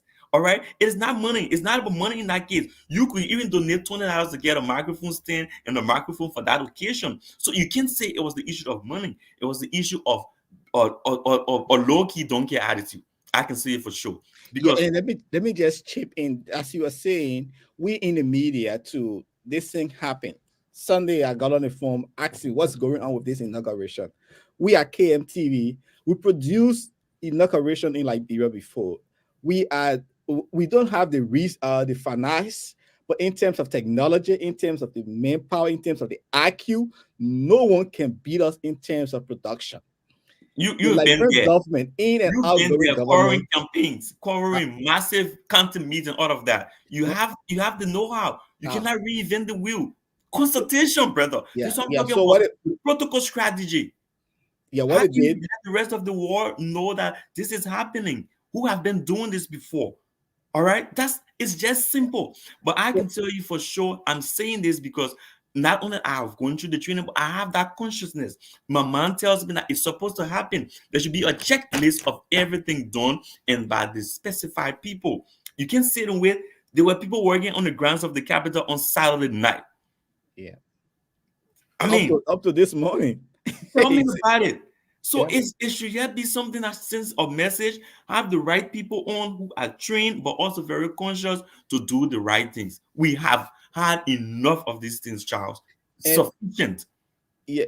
This is why I wanted to say, the entire production was a mess. I say again, the entire inauguration production from the media angle was a mess, simply because the media committee put everything in the Liberia broadcasting system hand. Now they don't have the idea. They have the resources, but they don't have the technical know-how, how to use what kind of system at which kind of event. They say all media institutions should feed from the Liberia broadcasting system. They will give us audio, they will give us video. They don't Did you have the consult? know-how What this is what I was just saying. because they wanted the money. They Okay. don't want to give the money to KMTV. We produce other events, the counter meet. We have multiple shots. Now, see at this event, there were a few things I observed.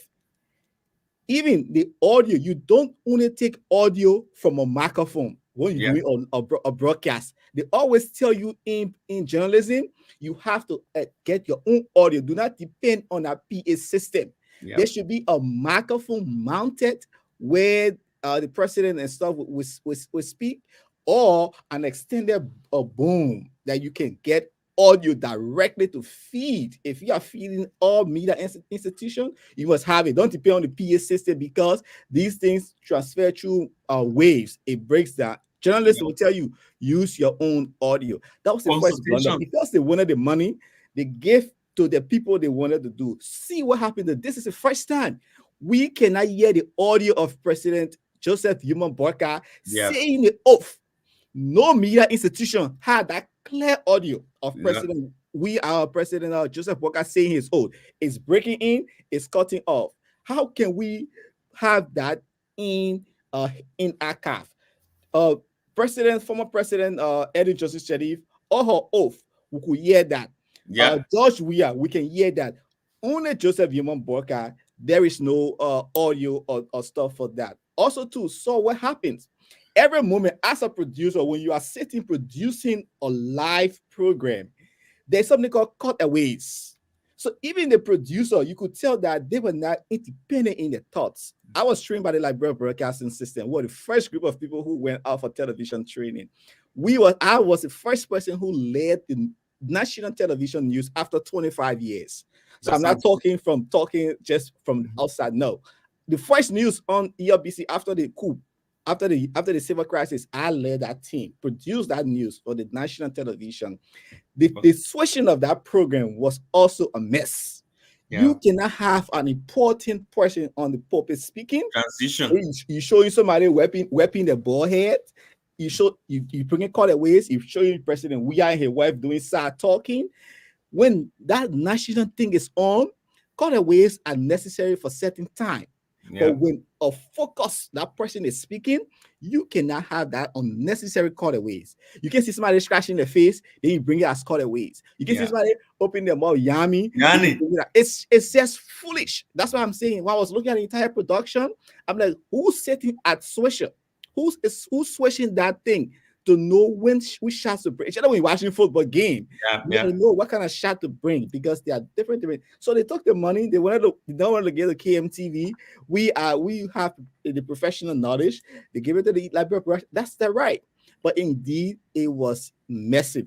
I need to. Anyone can provide me a clear over-allusion for Jeremiah Kuhn and Joseph Yimon Boakai.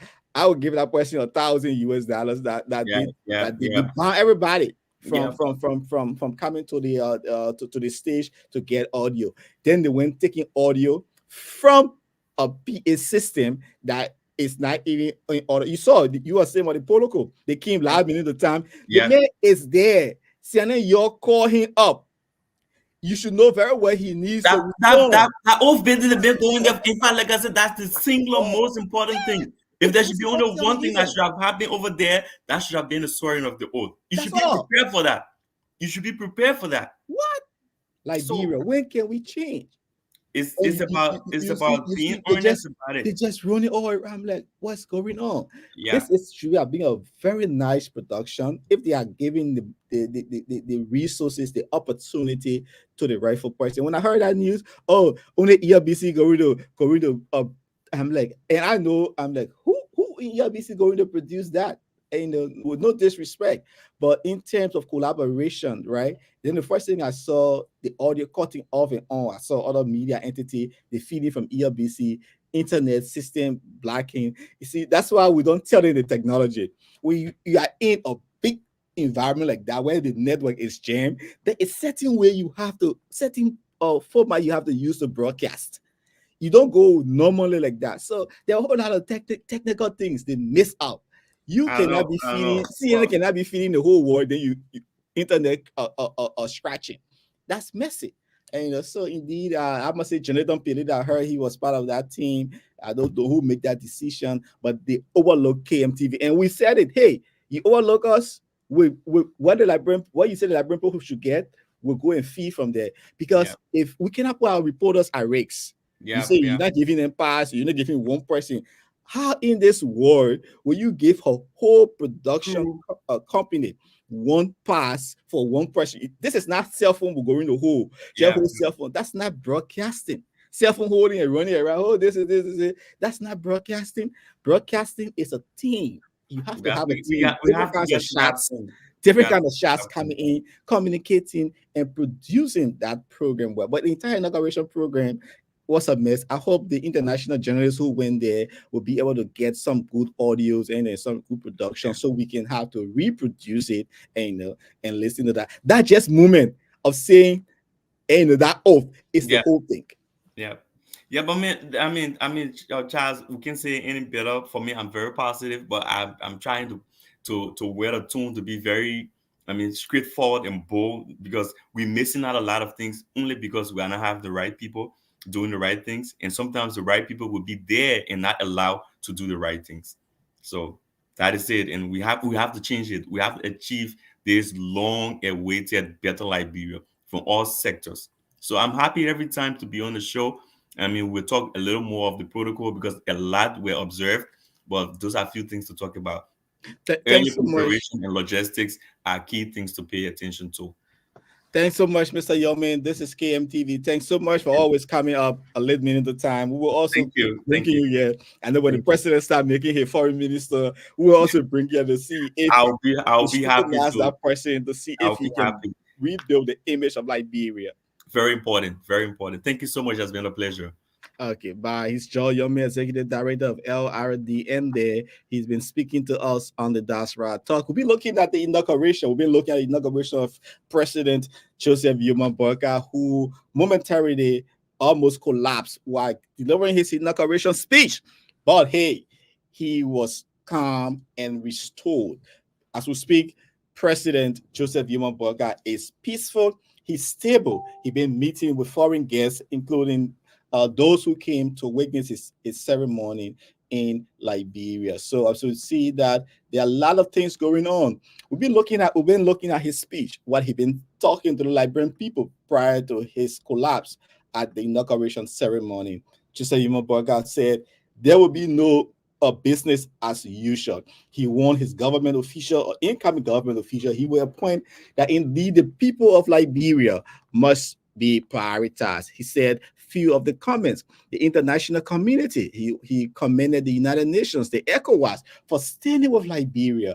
But what happens was President Joseph Yuma Boakai at the ceremony nearly collapsed because of his heat exhaustion. Let's see what the BBC is saying. The BBC World Service, the British Broadcasting Corporation, is saying Liberia's new president Joseph Boakai failed to reach the end of his speech. Let me get that rolling.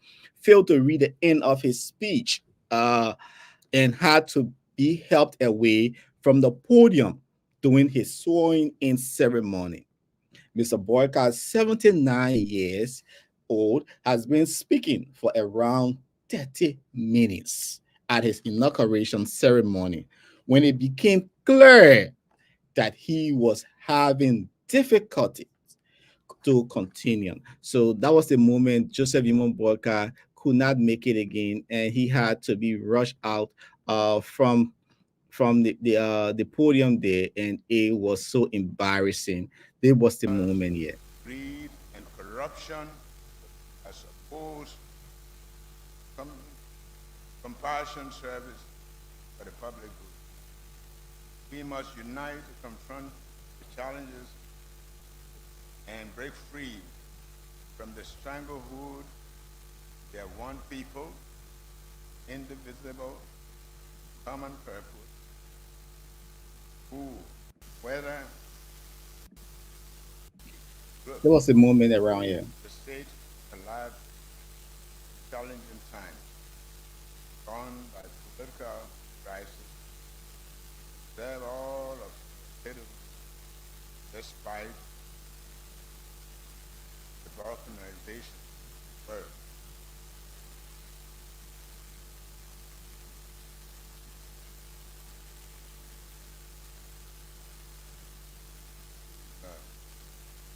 And you have to respect her.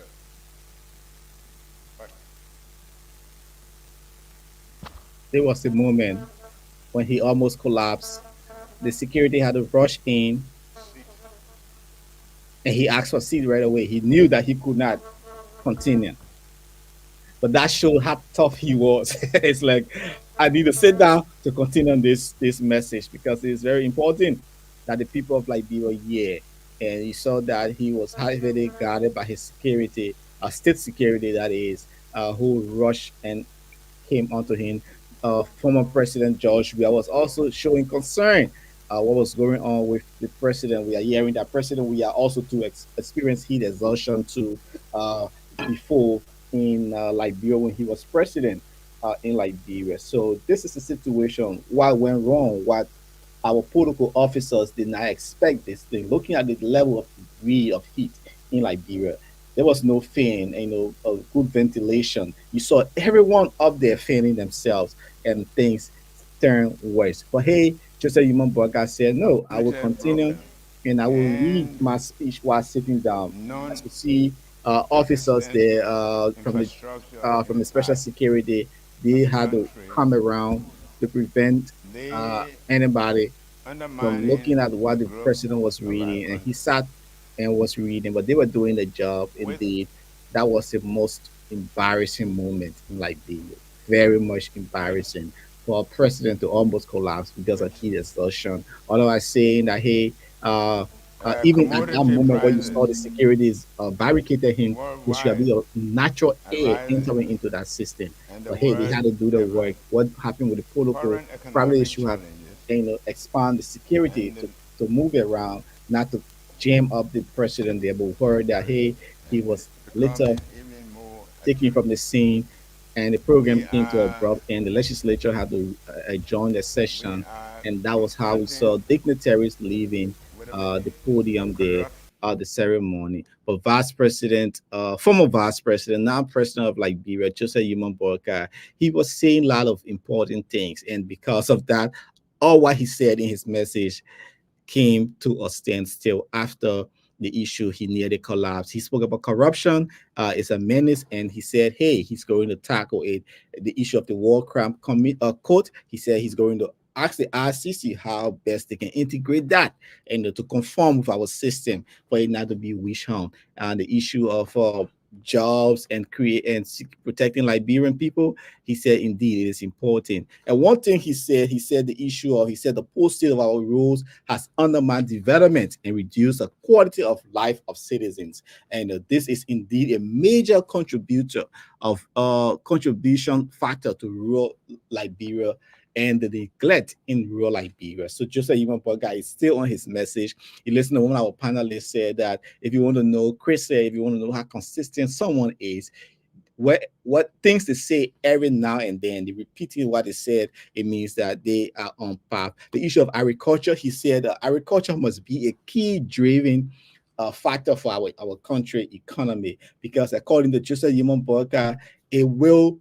contribute to sustainability and improve the livelihood of Liberians. So Joseph Yimon Boka spoke about agriculture. He emphasized, as you know, he from the agriculture background, the issue of farm to market roads, the issue of food supply chain and the storage, market and trade. Joseph Imam Boka also spoke about that during his speech in his inauguration ceremony, how he can improve the agro-based economy like system for Liberia, how we can ensure our food we produce are stored well, are preserved well, they have the value chain. You know, you don't want to have plenty farm, then you don't know how to sell your plenty. You bring everything down to waterside or regular market, everything just get rotten, no buyers, no supplier and things like that. So there were a lot of things said. Well, we'll keep delving into Joseph Imam Boga's message. The issue of education, he said, is essential for our development. But according to Joseph Imam Boga, there are challenges and how to improve the system. His government is going to design a program to ensure that, hey, this thing is very much productive for Liberia. The issue of arrest, as you know, he ran on the mission for arrest, how the Unity Party government will ensure the arrest agenda that will improve vocational and technical education for Liberia. Joseph Yimo Boka, president, also spoke about Liberia's tourism sector. This is very crucial. Our tourism sector is underexploited. Our tourism sector is not being tapped upon. Not more people are investing into our tourism sector. And he said, hey, for that, we will ensure that the young population, particularly the young people, how we can get them engaged into that, because he said he believes that it will bring more significant economic benefits to them. And he said, hey, our country has beautiful natural resources, and how can we not improve that? He made mention, he said, with our country so much of natural beauty and some of the world's most converted Funan habitats, we can develop a tourist industry. Yes, indeed. We have the Patawi waterfall. I always see on Facebook, people always, oh, we're from Patawi waterfall. They're showing pictures, and people are all there showing the Patawi waterfall and things like that. So there were a lot of things Joseph Yimon Boakai said, president of Liberia, how he's going to help transform the lives of Liberians. One thing he said, and now trying to find that aspect, other people say he spoke of the relationship with the United Nations, ECOWAS, he commended them. Example he gave how they were here, they sacrificed their blood, their sweat to help bring about peace and development into Liberia. And now for the business community, Joseph Yimon Boakai is saying the country is open for business. President George Weah said, Liberians will now be spectators in their own economy. We saw that that was not the situation. It turned the other way around, where foreigners had this economy of our country. We saw the Chamber of Commerce stay struggling. We saw the Liberia Business Association stay struggling. We saw people who into the business sector still struggling to survive. Not enough support were given to them. So we hope the Joseph Yimon Boakai will not just say it like all the people saying and now not do it. Other thing he said too was the issue of the Liberia diaspora community in the United States and around the world. He recognized the role of the diaspora community for building a vibrant society and helping the country's political, economic, and social condition. So Vice President commended those in the diaspora who have been the key factor in helping to shift the country political, economic, and social condition. He said the Liberian community play a pivotal role in government and important partner in renewing a new Liberia. So he said his government will seek towards having a good relationship with those of you in the diaspora, whether you're in China, you're in London, you're in Denmark, you're in Sweden, you're in the United States. Joseph Yimon Boakai, during his inauguration speech, also recognized you and said, we cannot overemphasize that. On the issue of the civil society, the civil society is a active watchdog society. He said, their voice matters. Joseph Yimon Boakai said the voice of the civil society matters in this new era. Hope his voice will be matched by his action. And he said the future of our country depends on the civil society people as well. But he said collaboration. They need to work together, but not business as usual. So if you see the wrong, you have to say the wrong and give solution how we can fight that. Like we've been seeing Center, NIMO, and other civil society group was very much have been very much vocal on the past regime of former President George Weah. They were exposing corruption, but hey, government did not listen to them. They had to take the international community, like the United Nations, to point out few government officials in the Weah regime that was corrupt before it became attention to everyone. So he said the civil society has a voice, and hey, he's reinforcing the role to improve the condition of the people of Liberia. And he said his government will be open. We hope that his people he will appoint will have an open mind to work with the Liberian people. And now Joseph Boakai ended his speech with few comments. He said, like you guys know, he said, we look forward with hope, faith, and confidence. I repeat, Joseph Boakai said, we look forward with hope, faith, and confidence as we think Liberia, love Liberia, and together build Liberia. I need to put this up before some people think that's my word. I'm just going over what President Joseph Boakai said today before all of these things were overshadowed after he nearly collapsed while giving his inauguration speech. But these are major points. We hope the communication people of Joseph Yimon Boakai will come up to explain step by step, to the people in the leeward counties what Joseph Boakai said, and hope that his first 100 days, we'll be watching it. Few hours into your 100 days, Mr. President, we're going to see what's going on. You held meeting with foreigners, diplomatic partners. We want to see the appointment of government officials, and now taking the affairs of our country, Liberia, and transforming Liberia to ensure that we are out of poverty. Liberians are hungry. To now be there and wait for the people from the diaspora, other communities to come and support you. You have to change the direction of our country. And so that was some of the major points from Joseph Yimon Boakai there when he spoke today at his inauguration ceremony. But everything was turned around after he nearly collapsed. He said the rule of law must be respected, and he promised to build a path of peace and development for all Liberia. He also lauded the outgoing presidents, Joseph, former presidents like Eddie Johnson Sirleaf, George Weah, for building democratic in Liberia. He said his government would thrive upon that path and improve the life of all Liberians. So again, this is the Diaspora Talk. My name is Nathan Charles. Thanks so much for watching our program. When we come back here next week, we'll look at other issues in Liberia. Before I leave, let me see what's trending on social media. What's trending on social media is Vice President President-elect Joseph Yimo Boakai is healthy and he is in good state. And our former president departed the country for a brief vacation. So his supporters were at the airport there. This is George Weah, former president of Liberia. He departing the country on that private jet there to rest after 6 years. It's not easy to be president. It will cost your man. He said it cost my man, it cost my pa, it cost my wife. let me drink some water before I get choked too.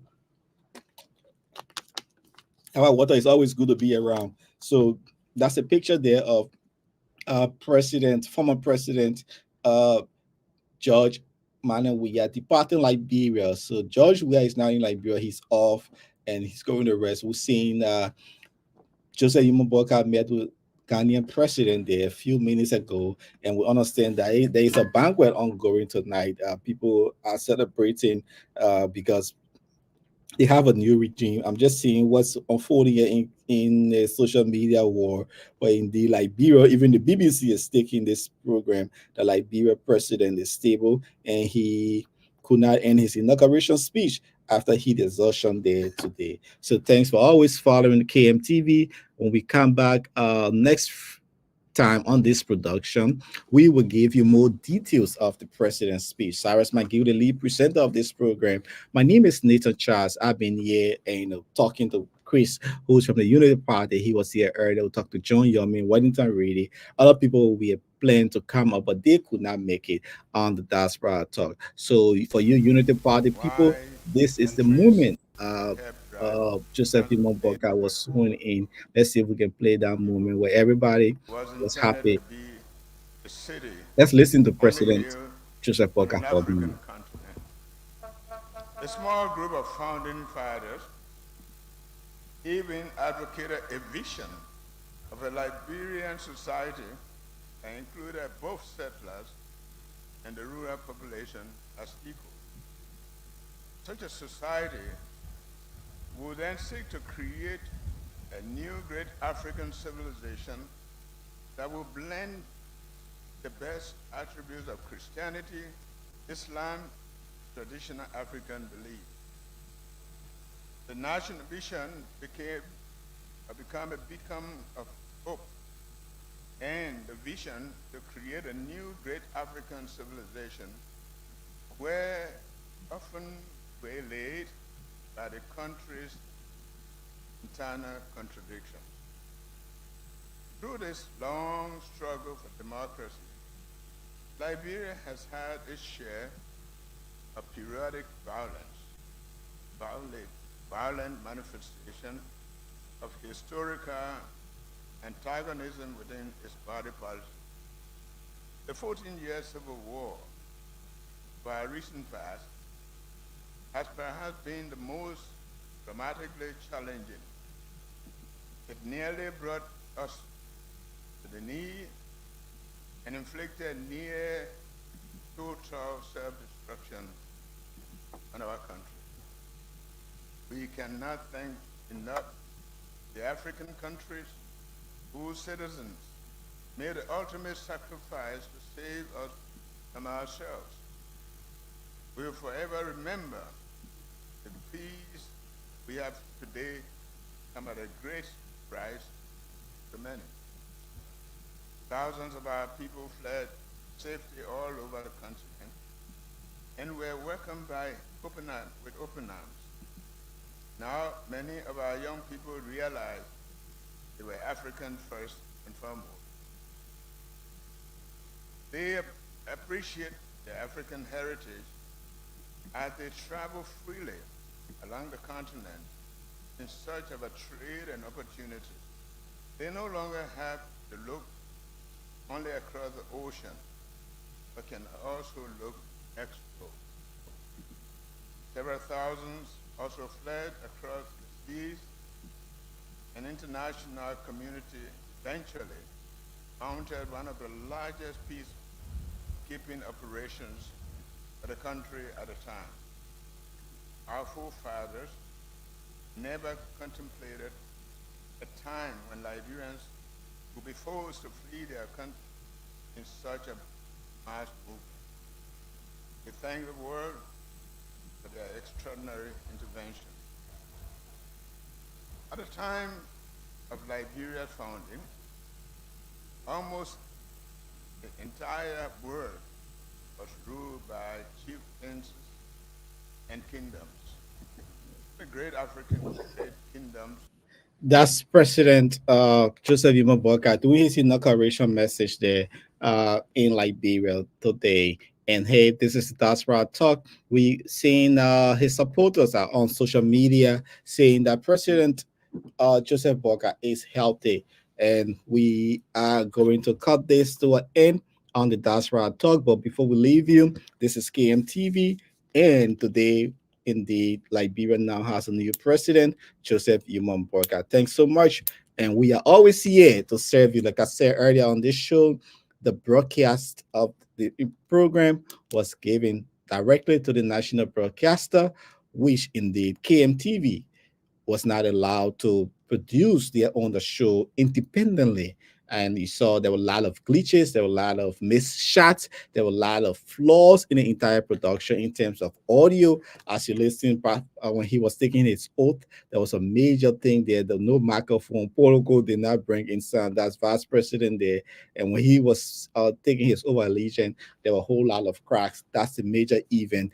We had to get they needed to get their own audio system there. As a broadcaster, I always tell you, do not depend on audio PA system to extract sound. No serious broadcaster would do that. Once you know you're having that event, you will always get your own sound from there. That's why you arrange with the protocol people and the entire production, different shots coming in, unnecessary shots coming in at a major President program of from the a Republic broadcasting of angle. Liberia. That was feel like a mess today. The Liberia. entire To production, the best I of grade it my down. And next time ability. they need to plan properly, talk to the people who So have the help expert me knowledge God. on broadcasting and production. KMTV did not give us the opportunity. We are not vexed, but we said that hey, we can do the work. People who formed they could do the work. They went, they did nothing. You saw how at the end of the program, they abruptly ended the program. There were other things they could have highlight at that event, and it just went like that. So we say thanks for always following KMTV, always promote our business. We are here in the diaspora. If you want to do business with us, we are open for business. You have your weddings, your baby showers, your events, contact KMTV. We'll be glad to do your business for you. And don't forget the Nathan Charles Insurance Agency. We are here to serve you better. We give you auto, home, and business coverage. So contact us. We do taxes, we do airline tickets. For those of you who want to go to Liberia and need some money, need to buy a ticket ahead of time, we can pre-finance your tickets, and you can make payment arrangements so you don't have to stress up yourself. You can make payment arrangement, get your tickets ahead of time, then you can be able to travel to Liberia. So all of that burden can remove from you. It's a making tour. So now when you're traveling, you have to get your tickets ahead of time. We can pre-finance that ticket for you. If you need auto insurance, please call the number 816-433-979. We can provide you auto insurance, life insurance, as well as your business insurance. We have multiple carriers that can provide that for you. If you want to know about your policy, you can also call us and we can better explain insurance to you as well. And the tickets are really good. Most of our people who went during December, during the inauguration, we had a lot of people who went for inauguration. At least that take a lot of burden from them. When they come back, they can be able to pay step by step. We have a payment plan, very open business process for those of you who are traveling. This is KMTV. That's what we do best. We are here to serve you better. Don't forget, those of you who want Joseph Yuma Boakai t-shirt, we still have the jersey on sales. We still have the mug here on sale. You can keep it a souvenir to say that, hey, this is the man we supported and we want to continue to support him. This is history. This is my picture of the year. I already got my picture of the year. This is my picture of the year. That when I saw that, I was like, wow. I was like, all I could say was, wow. Wow. Like Jojo is saying, wow, what a day, Jojo. What a day. We're saying, UJ says, so true, my brother. We're saying other people who watching from Kebra. Oh, I've not heard that for long. Andrew is watching from Bannersville, Kebaro. That road was terrible. I don't know if the barroom medicine ever fixed it, but I know that road under the regime of Eddington said it was terrible. Kabaro, logo, plug up, logo. You gotta be in and out. So indeed, Joseph Yuma Boakai met with Ghanaian president. He met with Ghanaian president. We are hearing Nana Akufo-Addo of Ghana. He paid a courtesy call on Joseph Yuma Boakai today. So that's what's happened today. And saying that Joseph Yuma Boakai is well. Thanks so much. Have yourself a wonderful time. My name is Nathan Charles from Minnesota. It's in Minnesota. That's how they're looking. And Minnesota is cold. The weather here is not like Liberia. You got to have 2-3 pieces of outer layer with your dress because you have to dress for the cold. Joseph Yuma Boakai is president, former president of Liberia, departed the country for some vacation. Have yourself a wonderful time. And when we catch you, we catch you. Let's take a word from our sponsor, and this is how we're going to end the Diaspora show. Time is not in our favor. We have to leave. Let your celebration begin with Fak Liquor Outlet, your first Liberian-owned liquor store in the city of Brooklyn Park, Minnesota. We have everything that you need to set that special occasion or bride. For your next party or great get-together with friends, visit Fak Liquor Outlet. We have great selection of beer, wine, gin, and many more at affordable prices. Our customer service will make you always want to come back. We are open Monday to Saturday, 9 a.m. to 10 p.m. and Sunday, 9 a.m. until 6 p.m. Fak Liquor Outlet, your one-stop celebration store. We are located at 6315 Zine Avenue North, Brooklyn Park, Minnesota. Visit us today and feel the difference. Hi, my name is Dr. Kent. Welcome to Brooklyn Chiropractic. Come to Brooklyn Chiropractic if you're having any back or neck pain. Especially, we specialize in treating people in auto and work-related injuries. So we've been established here in Brooklyn Center for the last 14 years. And one of the pleasures that I have is helping out in the community.